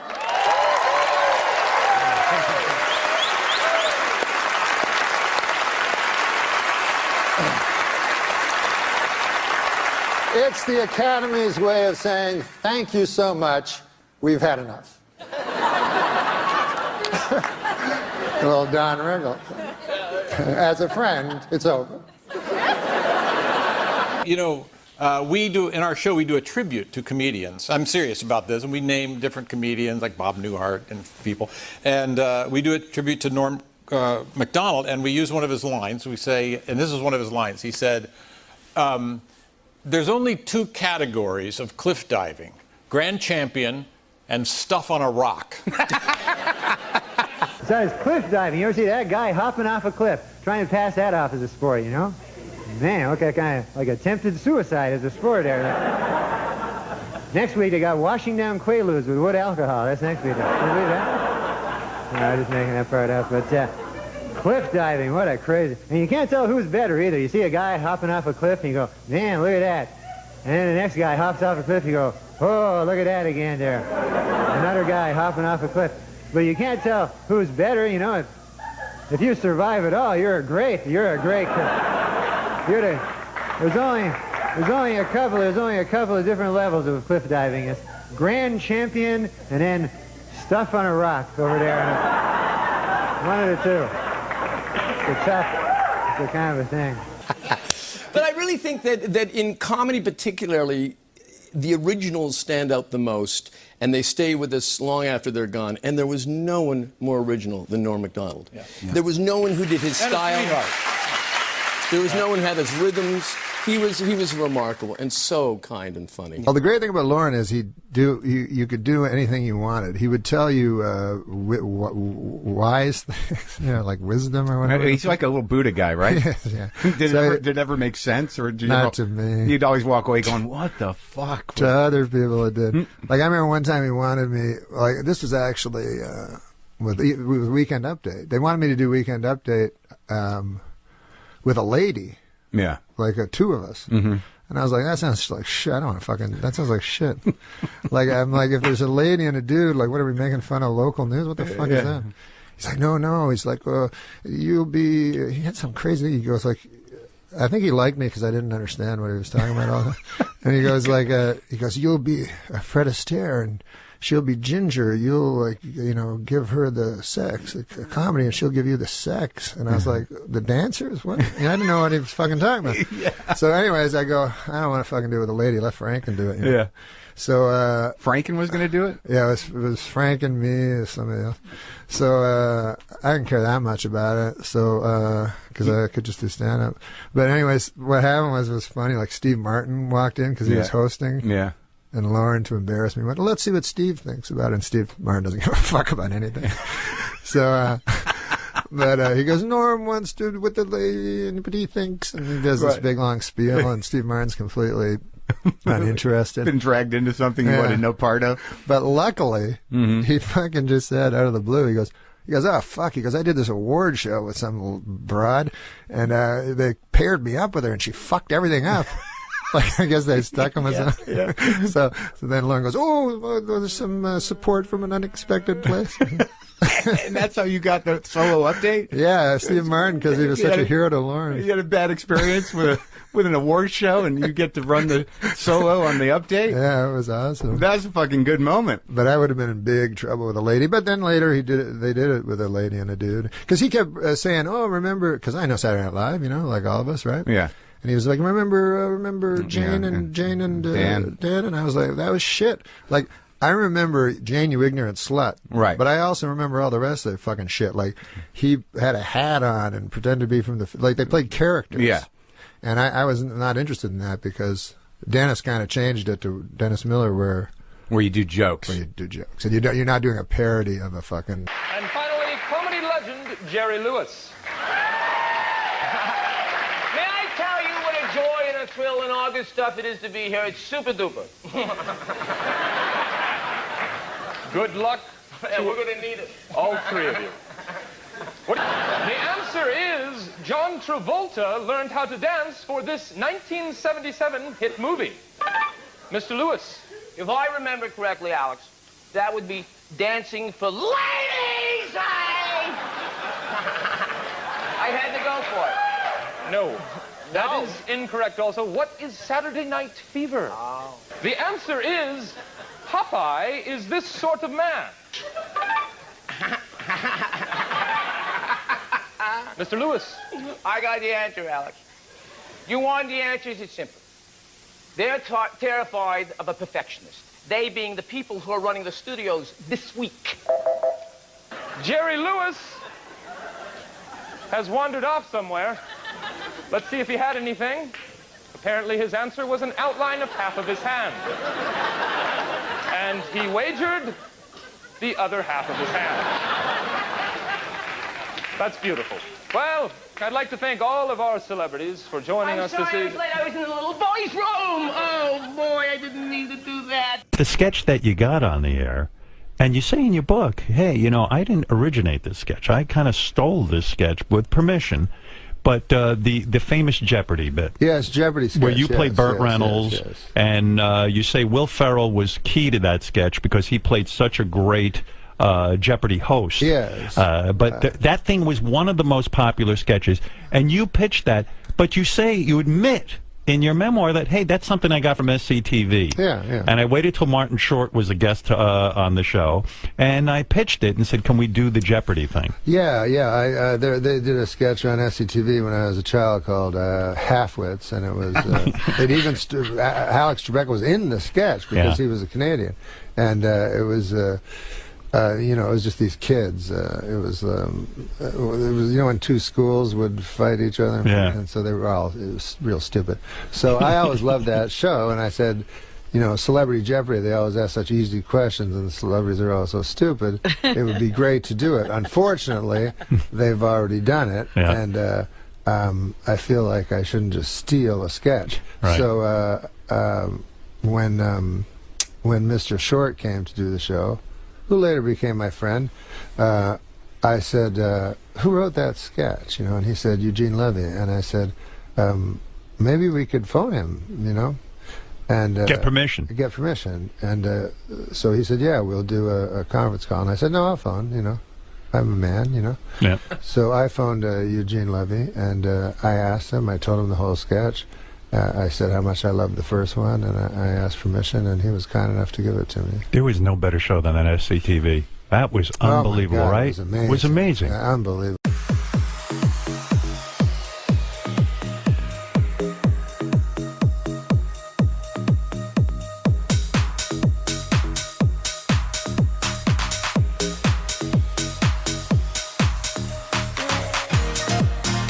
Friend for a while. We were in negotiations. Yeah, how'd that break down? I don't know. I met him. He was fucking funny, and he made me laugh, and he was laughing at me and shit. So I said, hey, we should be friends and stuff. And he said, yeah, well, let's be friends. You go to a cottage.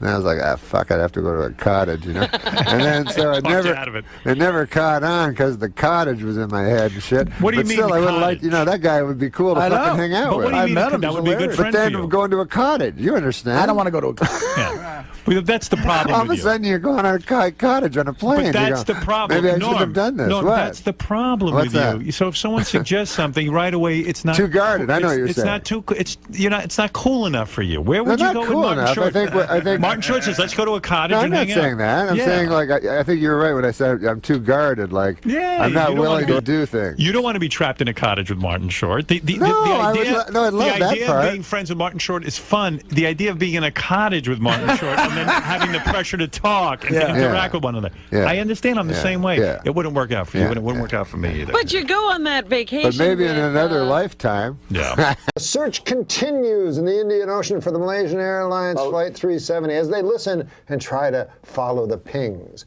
These guys sound like me always listening for pings. The pings are my Chinese neighbors. Jim and Ellen Ping. Jim, the other day, he, very nice guy, Jim Ping, he...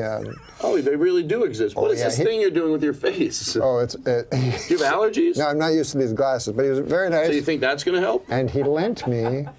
is that the face I'm making? Well, one time I thought you were joking around. You were looking at me like... Ping? That is my neighbor. A nice fella. Nice guy? Let me his abacus I want to do yesterday. this. Jesus!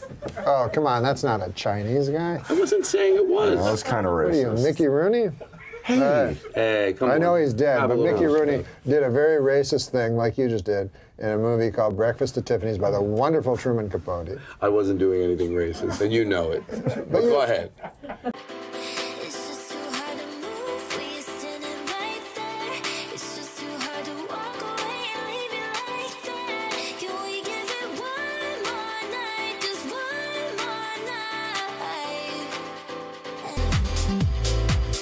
I was just doing like someone... I like Audrey Hepburn. I don't think of her... I don't whack off when I think of her. But she had style. Thank you. Thank you. I want to thank you for saying something that's been on my mind for a long time. You like her too? Sure. Yeah. She was class. No, I was thinking about... Audrey Hepburn had class, but Katharine Hepburn could hang with the fellas. Thank you. That was a better time back then, right? Huh? It wasn't, so don't get me started. No, it was a worse time. Yeah. You know why? They took care... Because they had separate water fountains for the black people and the Chinese people. What? You know, and what did they do back then? Segregated water fountains you're talking about. Yeah. And I know you're just kidding. No, I'm not kidding. Well, they yeah, had but everybody segregated knows. water fountains. Now, I know you're not kidding about the event of it happening, but I know you're kidding. Of course, everybody knows that. I'm saying it's a bad thing. Well, of course it was a bad thing. Yeah. But answering to my question. It existed, as did the Holocaust. Our next panelist for Broadcast Minds began his career in stand-up comedy, and his early writing work for Roseanne and Dennis Miller opened the door for him to join the cast of Saturday Night Live, where he was the anchor of the Weekend Update with his trademark line, "Now the Fake News." You can catch him on the Video Podcast Network's Norm MacDonald Live. Help me welcome the incomparable Norm MacDonald. Thanks for coming, man. Thank you.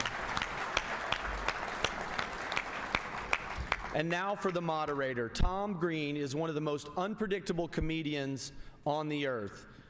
He's was the host of the Tom Green Show on MTV, and he's a pioneer of internet television, doing a live daily show from the comfort of his own living room, Tom Green's House Tonight. And he's also the host of the current show on Access TV, Tom Green Live. And recently he's released one of the finest beers to ever come out of Canada, Tom Green Beer, the most consistent branding man in television, Tom Green. Yeah.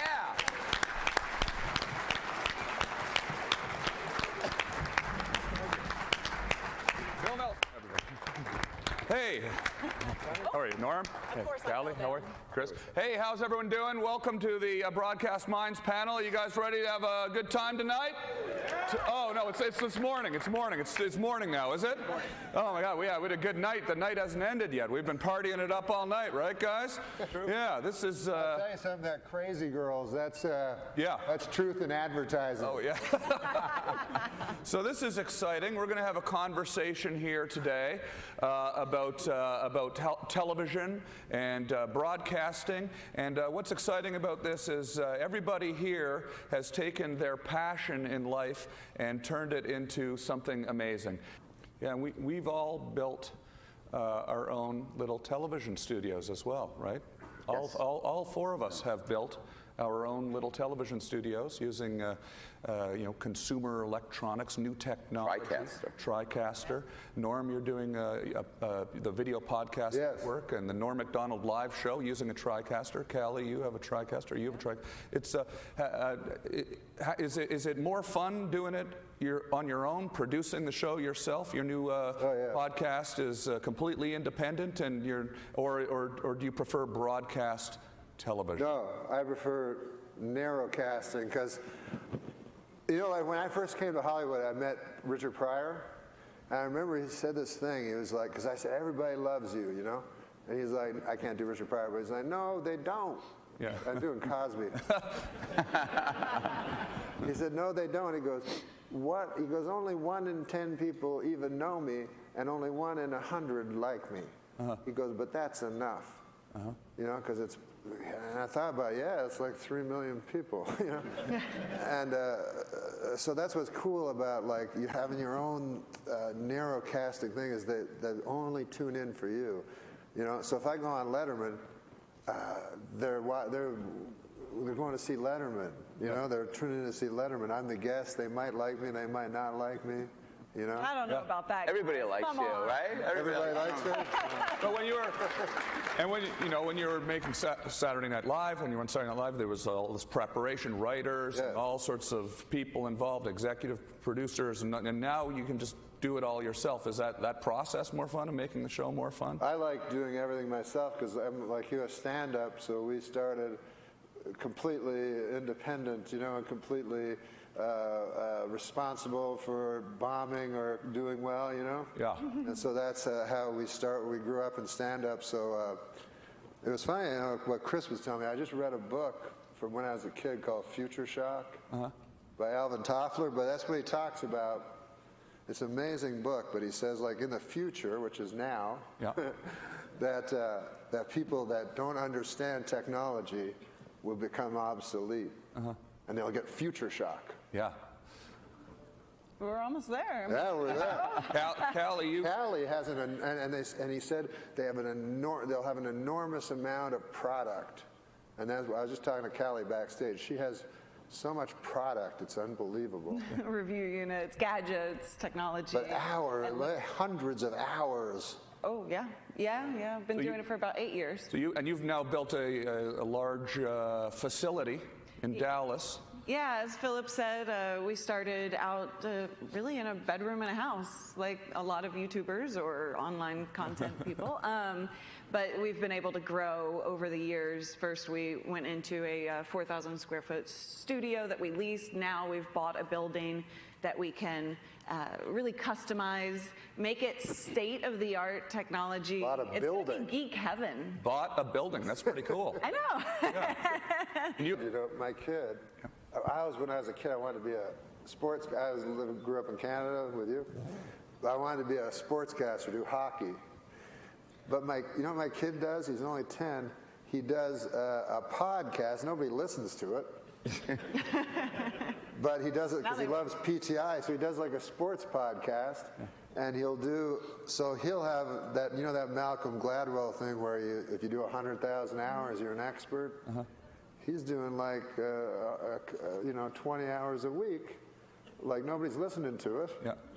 But he's getting better and better. Like, it's amazing. I would have loved that when I was a kid. Wouldn't you have loved that? Oh, yeah, absolutely, yeah. Who are some of the guests that you have coming up in the new season of Norm MacDonald Live? Oh, we got the great Fred Willard. We got Larry King. We got Ray Romano, the great Ray Romano. Hey, we had Mickey Rooney booked, but...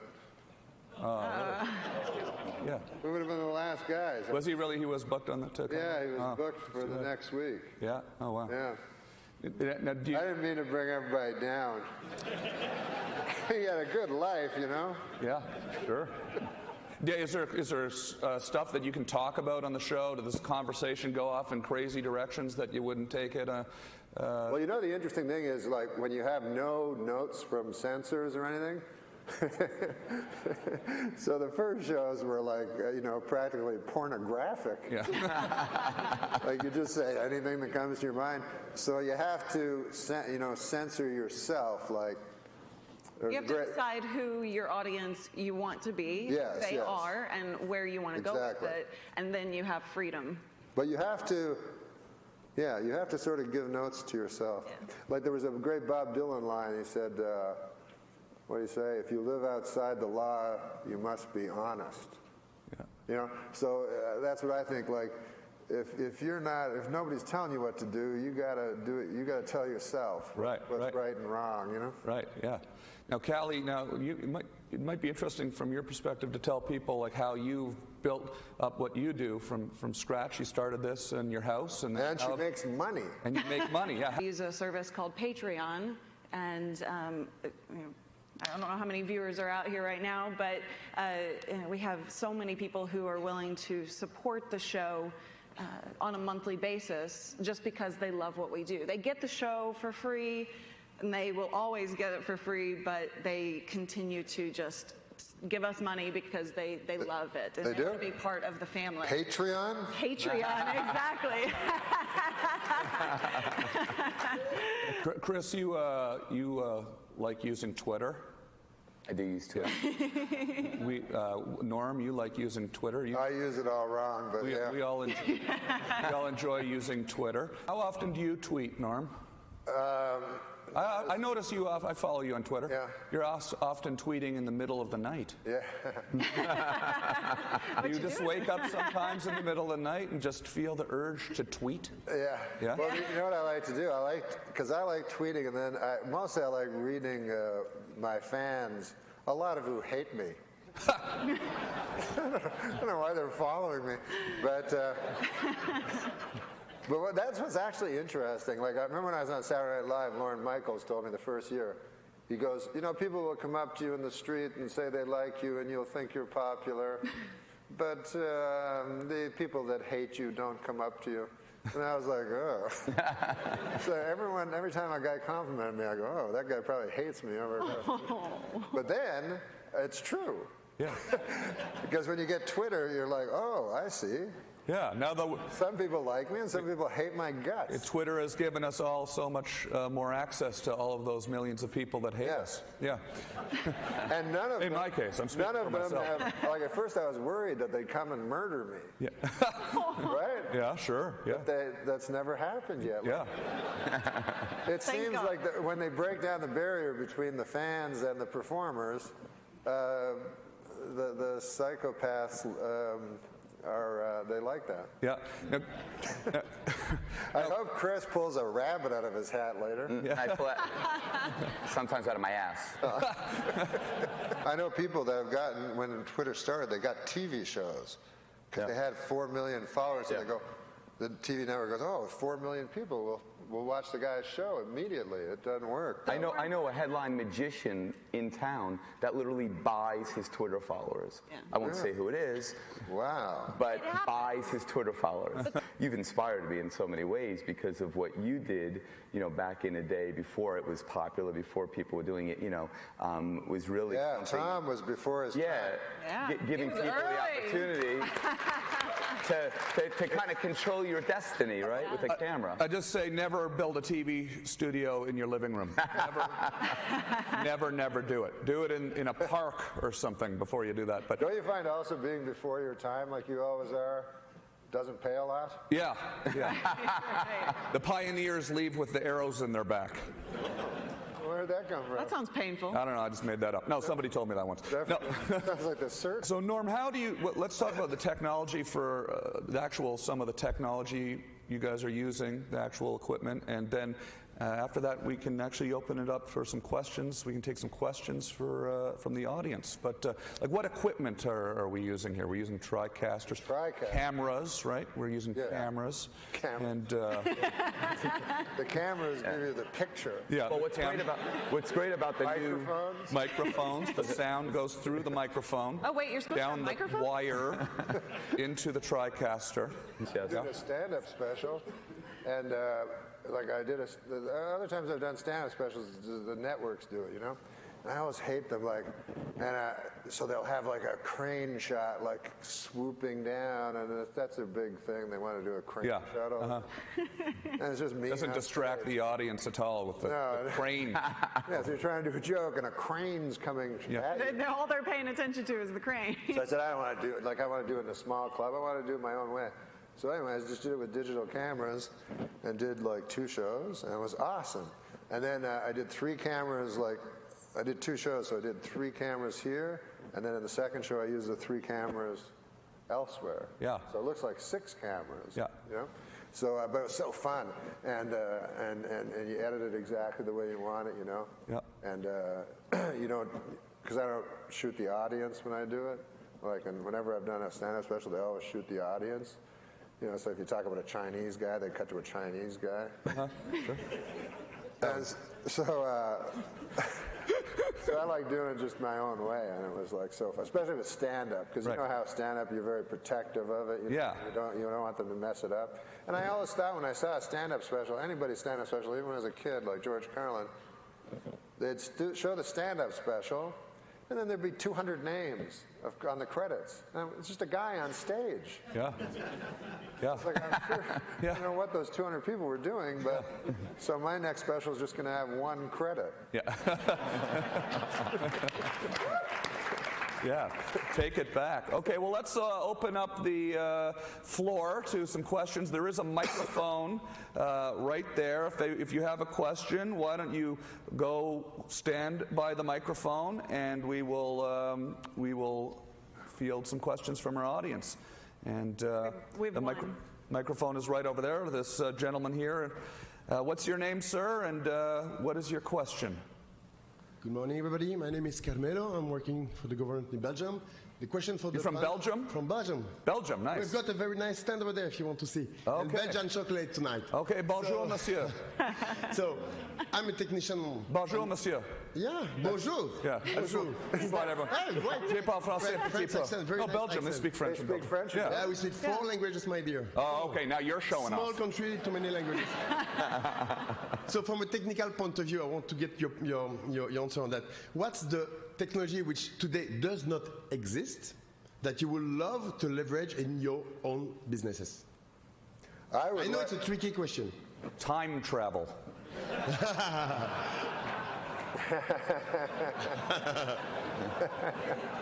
I cannot make this one. We all have time travel forward. Yeah. Yes, that's. Actually, we have time travel backwards because what is on YouTube is always there. Whatever you do is always online, right? That is a good question. I'd like, you know what I'd like to do is Sims, because I do a lot of. I'm a degenerate gambler. This guy showed me how to do Sims, you know, which is like you play the game. If there's a basketball game, you play the basketball game 10 million times and see exactly what will happen. Yeah. And so I've become obsessed with Sims. and then this other guy told me, like, I'm so into Sims. But this guy told me that he thinks that we're, all of us here, all of life is a sim. Because he said, like, a computer will have the original, and then, of course, you have the 10 billion sims, right? So the chance that you hit the original is almost 0. The chance you hit the sims is like almost 100%. So he said the odds are that we are a sim. This panel is not actually happening right now. No. Or it's happening. It's a pale like variation of an actual 4 really cool people. You know what would make things a lot easier is lighting. Like I find lighting enormously burdensome in everything I've done. You know what I mean? Yeah. Everything about video is burdensome. Yeah. Production. But if there was like some of these cameras need less lighting now. Oh yeah. And I wish they'd come to a day when there was no lighting necessary because it's radio.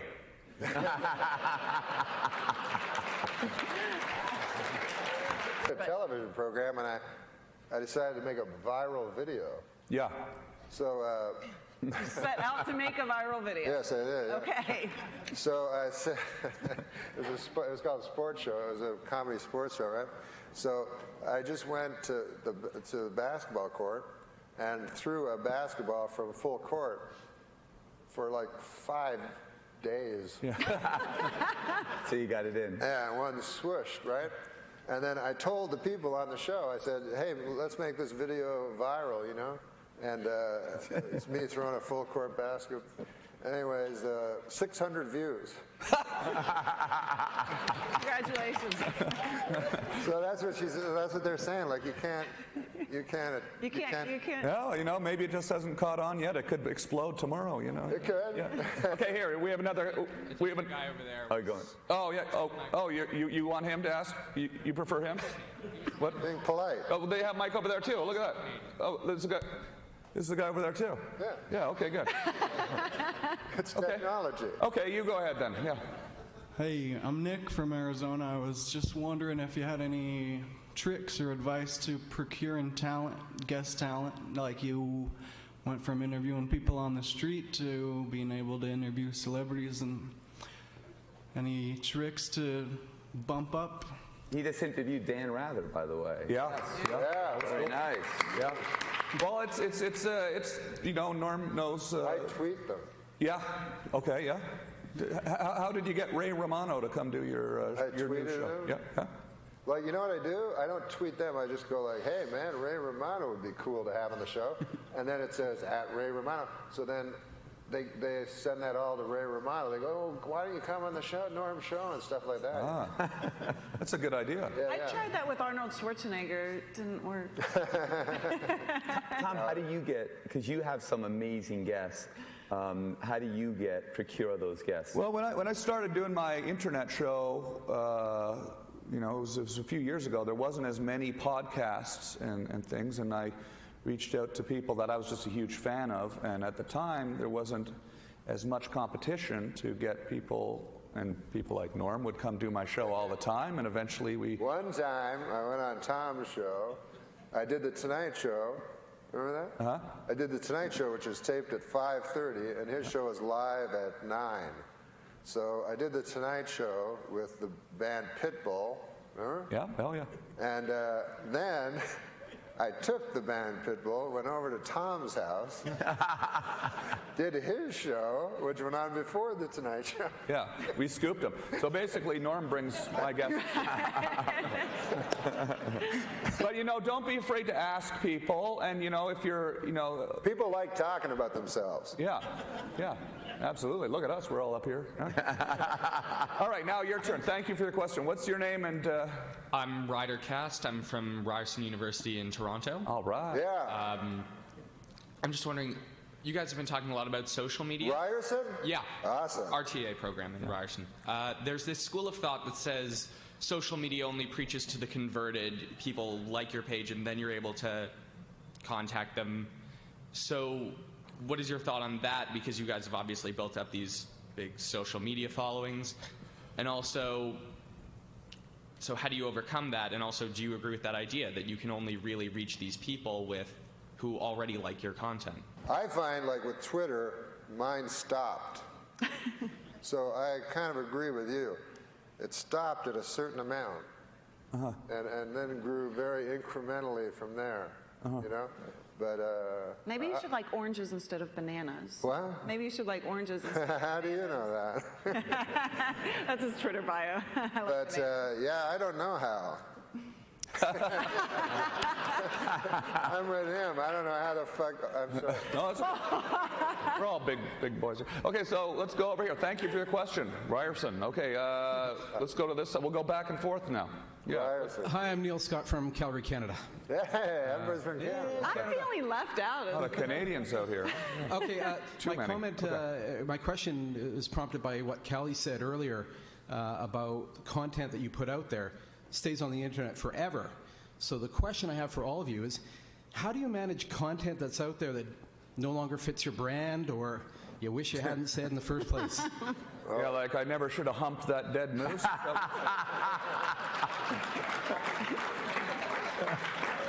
not a day that goes by that I don't think about this question.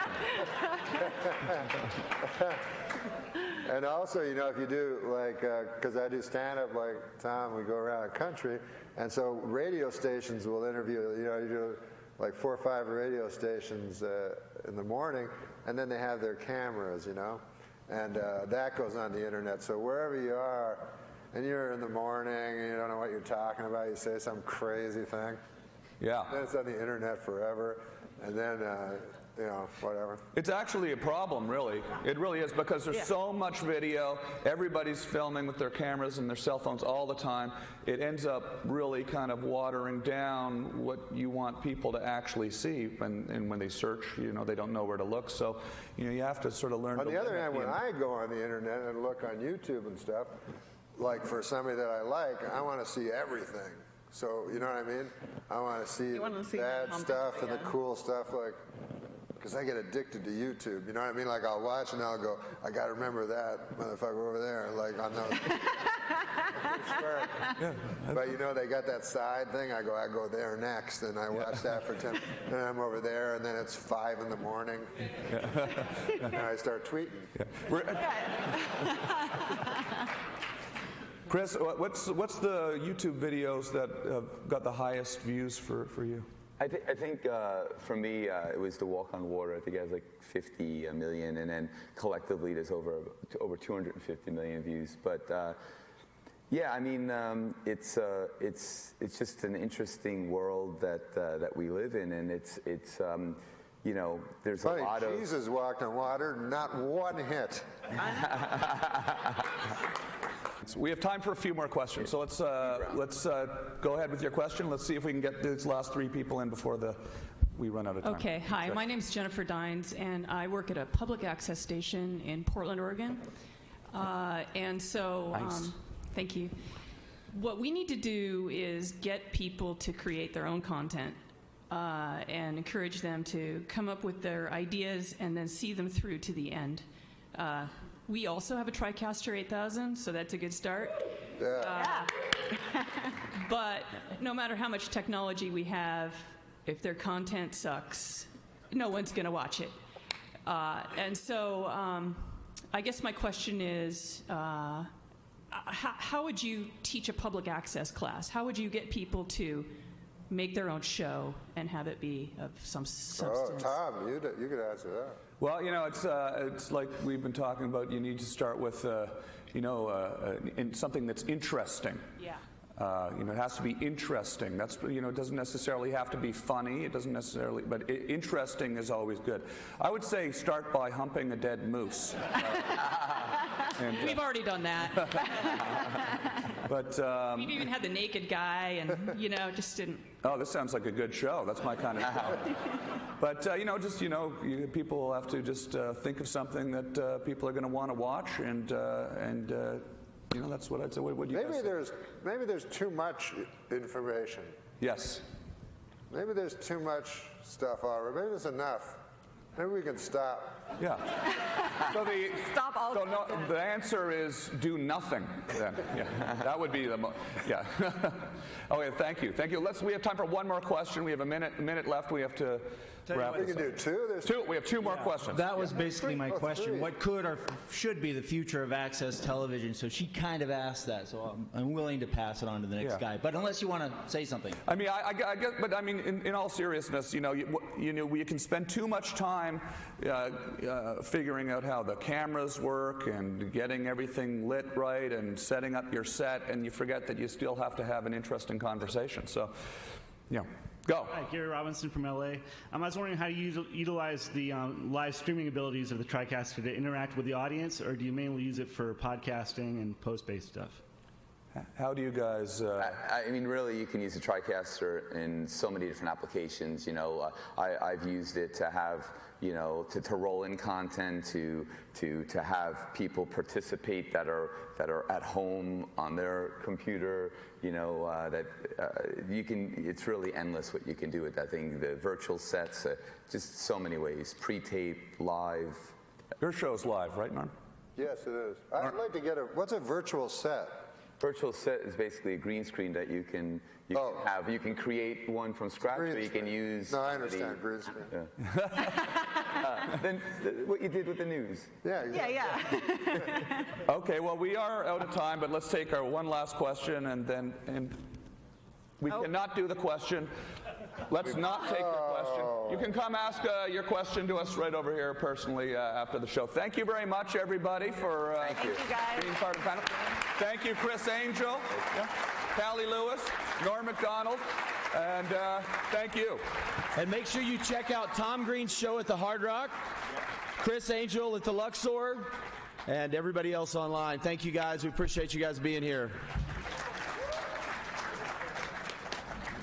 Awesome job.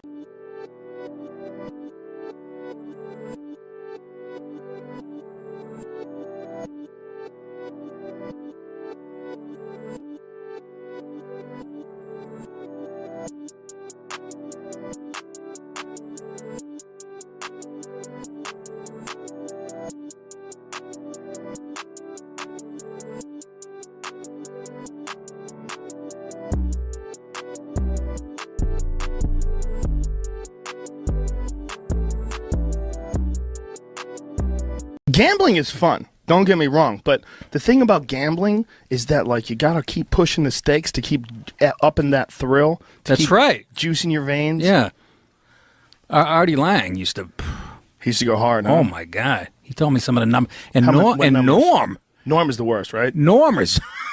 Oh my God! Norm MacDonald is supposed to be the worst of all time. Oh my God! He's just fucking. So bad I couldn't get on his podcast this week. What kind of numbers? Well, Artie told me a story about Norm, and he says it's absolutely true that he won like $60,000 one night, and he walked out. Where were they gambling? Where the hell was it? It wasn't Vegas because there was an ocean nearby, and he threw all the money in the ocean because he knew he was going to piss it away anyways. What? Yeah, that's what Artie told me. I wouldn't doubt that. I wouldn't either. You know Norm. He's Hey, legit it's only crazy. me. Yeah. Legit crazy. God. Wasn't Norm the one we just talked about that had that famous story where he threw the money in the ocean because he knew he was going to lose it? Was that Norm? Yeah, he decided to throw it out because he thought it would just make him lose more. But that might have very well been urban legend. Do you know is that true? Well, a lot of this could be urban legend. Who knows? No, not from you. I'm saying from. I didn't hear it from Norm. I agree that Did could you? be. No, and I agree that could be urban legend. Absolutely. Well, everyone knows he's just a wild maniac. He's one of the funniest, smartest human beings I've ever met, but he's got a true edge and a true danger, and that's what happens. I love him, though. He's a rock star, man. He's a bad motherfucker. He's a rock star. He's hilarious. I've heard the Norm stories. I'm Fuck blackjack guy. Oh, yeah. Yeah. I play blackjack. Oh, do I love What was your blackjack. biggest loss?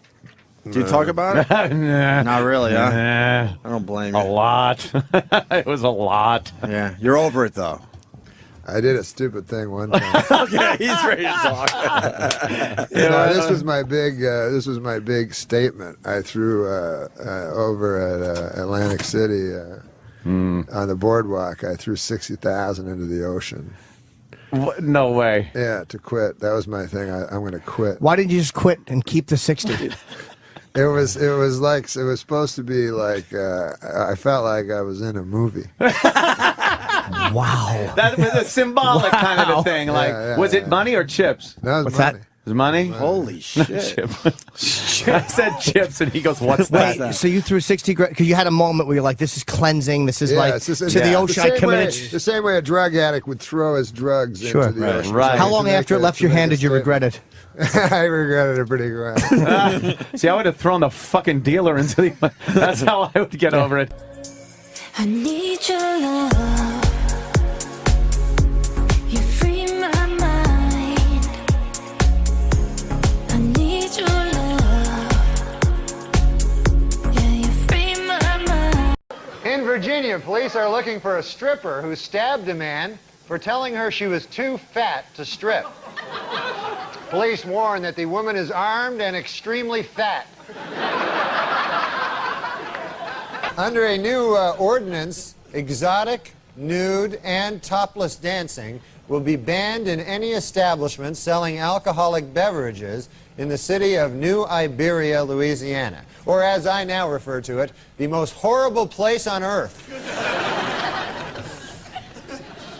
Exotic dancers say city ordinance requiring them to keep 4 feet away from their customers will put them out of business in Shoreline, Washington, or as I now refer to it, Nazi Germany. Just backstage, a lot of celebrities back there, man. I was talking to Jerry Jones, you know, the Cowboys owner, and he's disappointed, obviously. Yeah. Well, he's a good guy, though, man. He's talking about rebuilding the team, you know. And he told me, he says, we have to get back to what made us a championship team. Strippers and crack.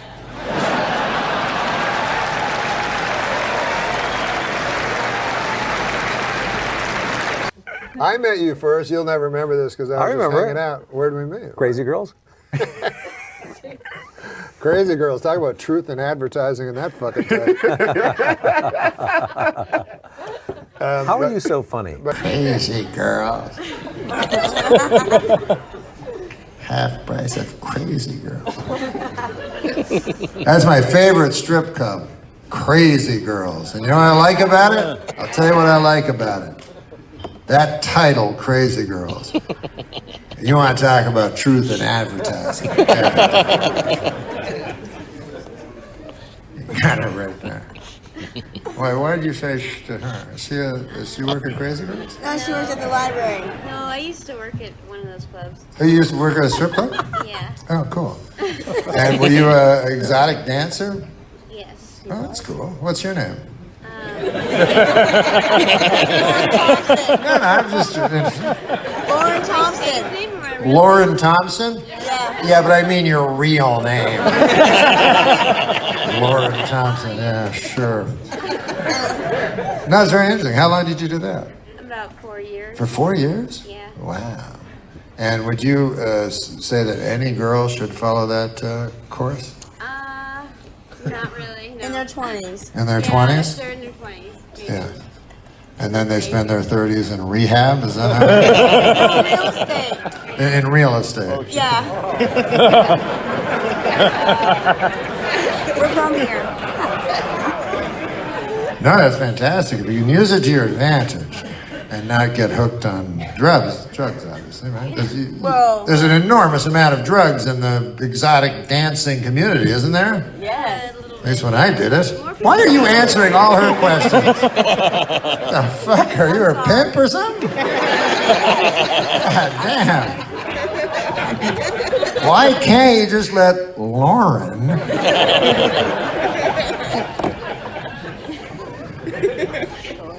What do you do now, Lauren? I'm self-employed. Oh, wow, that's great. I do design, freelance design. Oh, that's fantastic. How old were you when you started in exotic dancing? I was 21. And what are you now? You're under 30. I am 37. You're 37? Yeah. Wow, you're a wonderful looking girl. And it's her birthday. She's 39 today. She's 39 today? This is your 39th birthday today? Yeah, I came to see you.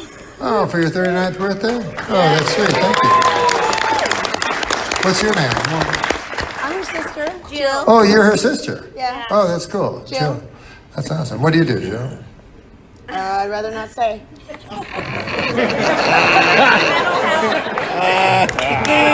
work in mental health.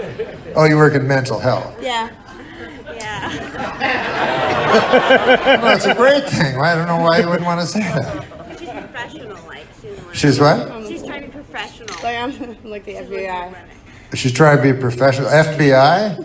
I used to work at the FBI. I was a female body inspector.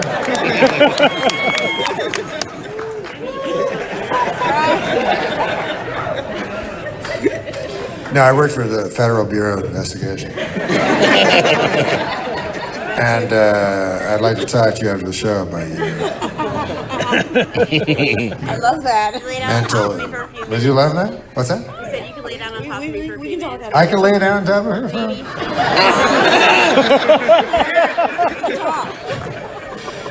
I can see what your self-employment is now. She was an exotic dancer. Now she whores out her sister to traveling, shadowy stand-up comedian. No, you're the love of her life. I'm the love of your life? Her life. I'm the love of her life. And yet you came to see me on your 39th birthday. We both think you're awesome, that's all. Really? Yeah. Yes, we do. Have you ever had a threesome? You've been asked but never done it? Yeah. I mean, I don't want to tell that. Last night I had the craziest, hottest fucking threesome. And also, you know, you think when you have a threesome that everybody is so, you know, evil and gross. Two of the nicest fellas I ever met. I mean, gentlemen. They were gentlemen. They really were. Hey, listen, guys, thank you so much for coming out. God bless you. I love you. Take care.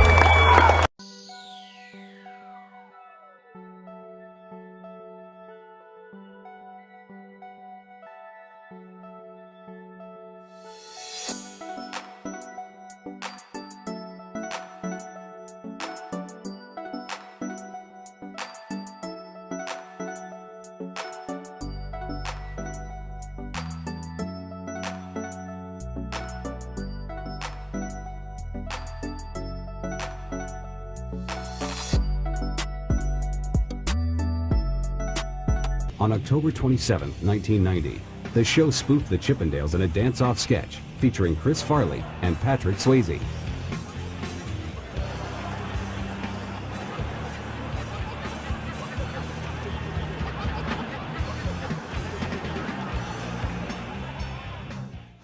My niece, after she saw my tattoo, she told me she had a tattoo, I swear to you, that said no regrets, and she had it lasered off. I go, Katie, do you realize how funny that is? She goes, well, I made a mistake. At least she realized it. What's going on? Did you stop doing the show just suddenly? So. we're just going to have a time. Everything was going well until these jokes showed up. You know? Oh, my God. How long is this? This show? Yeah. So how long I have has all day. it run so far? I have all day. So far? But I just kind of want to know how long it is. It's over. I mean, you got a computer. Look, I'll be honest. I just Wikipedia'd it. You can just. Okay, I'll fucking research it. What's it called? I think I broke your computer, Daniel. What is it? What is it? Just dump it off the top of it, though. Dump it out. Yeah, he's your boss. Oh, that? You're a little shaky. So you like half and half? You like it all the way, don't you? So you were there. You filled your cup up with half and half. Chicken, steak has never tasted so good.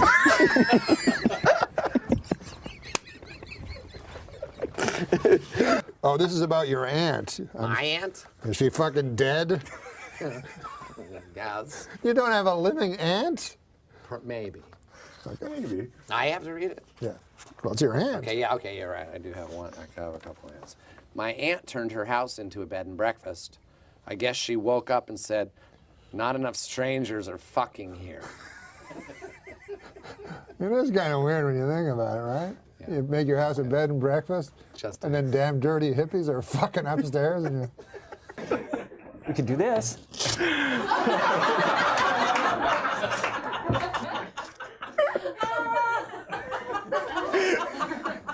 Would you do that? Wait. Hold on. Would you do this on the Mary Tyler Moore Show? It's the Romnan Show. It's the Romnan Show. Oh, cool. Oh, you broke it. Excellent. Right? Yes. I think it was a window washer. It's a window washer, Mike. Fucking scare the shit out of him. You thought it was some. Hey, go to the window. I'm not gonna do that. Come on, no way, man. No way. No you scare a fucking window way. I ain't doing that. Nah, your days of scaring window washers are over. Big time. Yeah. Big time. You're saying that dolphins have a distinct language all their own? Yes. Huh. What's the solution? What's the solution that they use the N-word? Ooh, that they use the N-word constantly. No, what word do they use? Nigga word, N-word. Oh, yeah. What'd you call it? Dolphin. The what word? Nigga. Nigga, ninja. Word, yeah. Say, I want to hear you say the word. I don't want to say it because then it'll be on tape forever. I say it in my private life many times.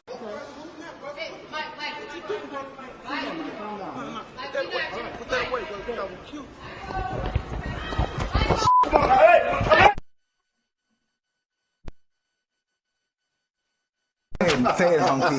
Say it, hunky. Say nigga, hunky. Fucking say it, hunky. Listen, am I wrong or am I imagining that? Nah, say nigga, hunky. Say it, hunky. Come on, cracker. Mike, I have to ask you a question. Say it.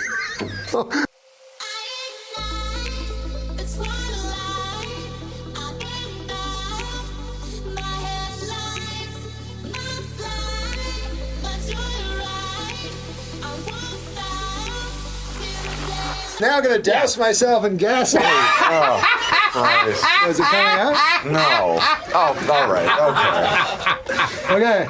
Now, do you have a lighter, Adamiga? Yeah, I got a lighter. Okay. Do you have a line, Gilbert? No. I think this is what. Gilbert Jesus, everyone free. Holy gasoline! Will this be Norm's last laugh? It's been 30 years since a jury awarded a woman $3 million when she was severely burned by McDonald's hot coffee. Now Dunkin' Donuts is facing a lawsuit after this woman ended up on a stretcher when she was scalded by the coffee at the Dunkin's drive-thru. Samantha has filed a lawsuit. She and her lawyer, Paul D'Amato, want Dunkin' Donuts to change their trays from this to this. Last month, an 80-year-old Albuquerque woman was awarded over $2 million in damages from McDonald's after she spilled some of their coffee in her lap and suffered severe burns. As a result, McDonald's this week has put a warning label on its coffee cups that read, "Caution, do you think you can manage to avoid pouring it directly on your crotch this time, you senile old hag? Think you can manage that, huh?"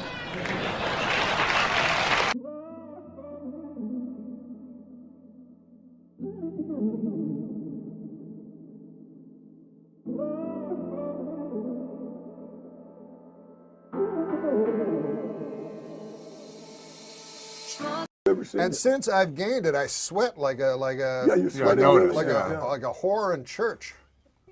I don't mean to be what? I don't mean to be filthy, but a whore in church. Yeah, she's nervous, so she sweats because sweating like a Chris Dorner in a Big Bear cabin. Okay, come on. Well, I'm just. That's racist. Oh, good morning, whores.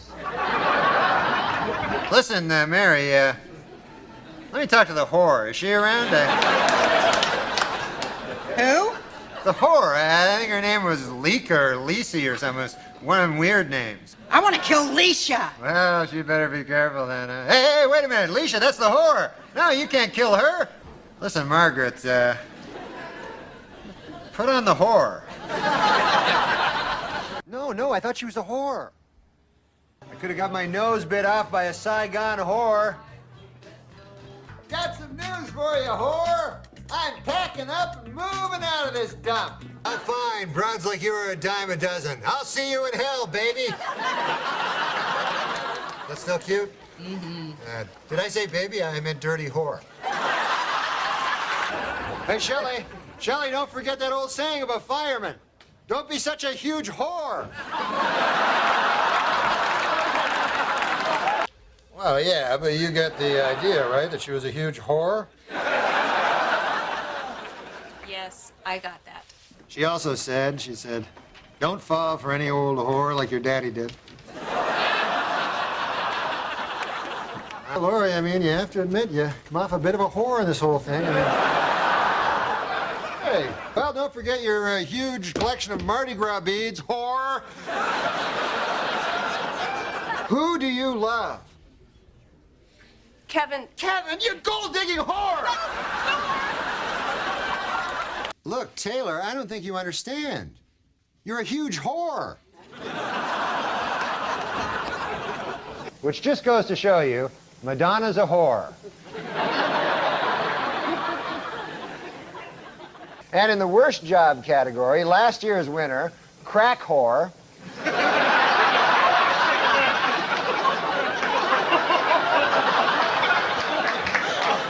has lost its spot. The new worst job is assistant crack whore. There's only one occupation where the person does not keep his job when he wins the lottery. Wins the lottery. You know what that occupation is? No. Crack whore. That was amazing. You pulled it out. I was worried about you for a minute. I thought you were in deep trouble. I thought you might get backed into a corner, have a lot more pressure on you, and then not have anything. I know.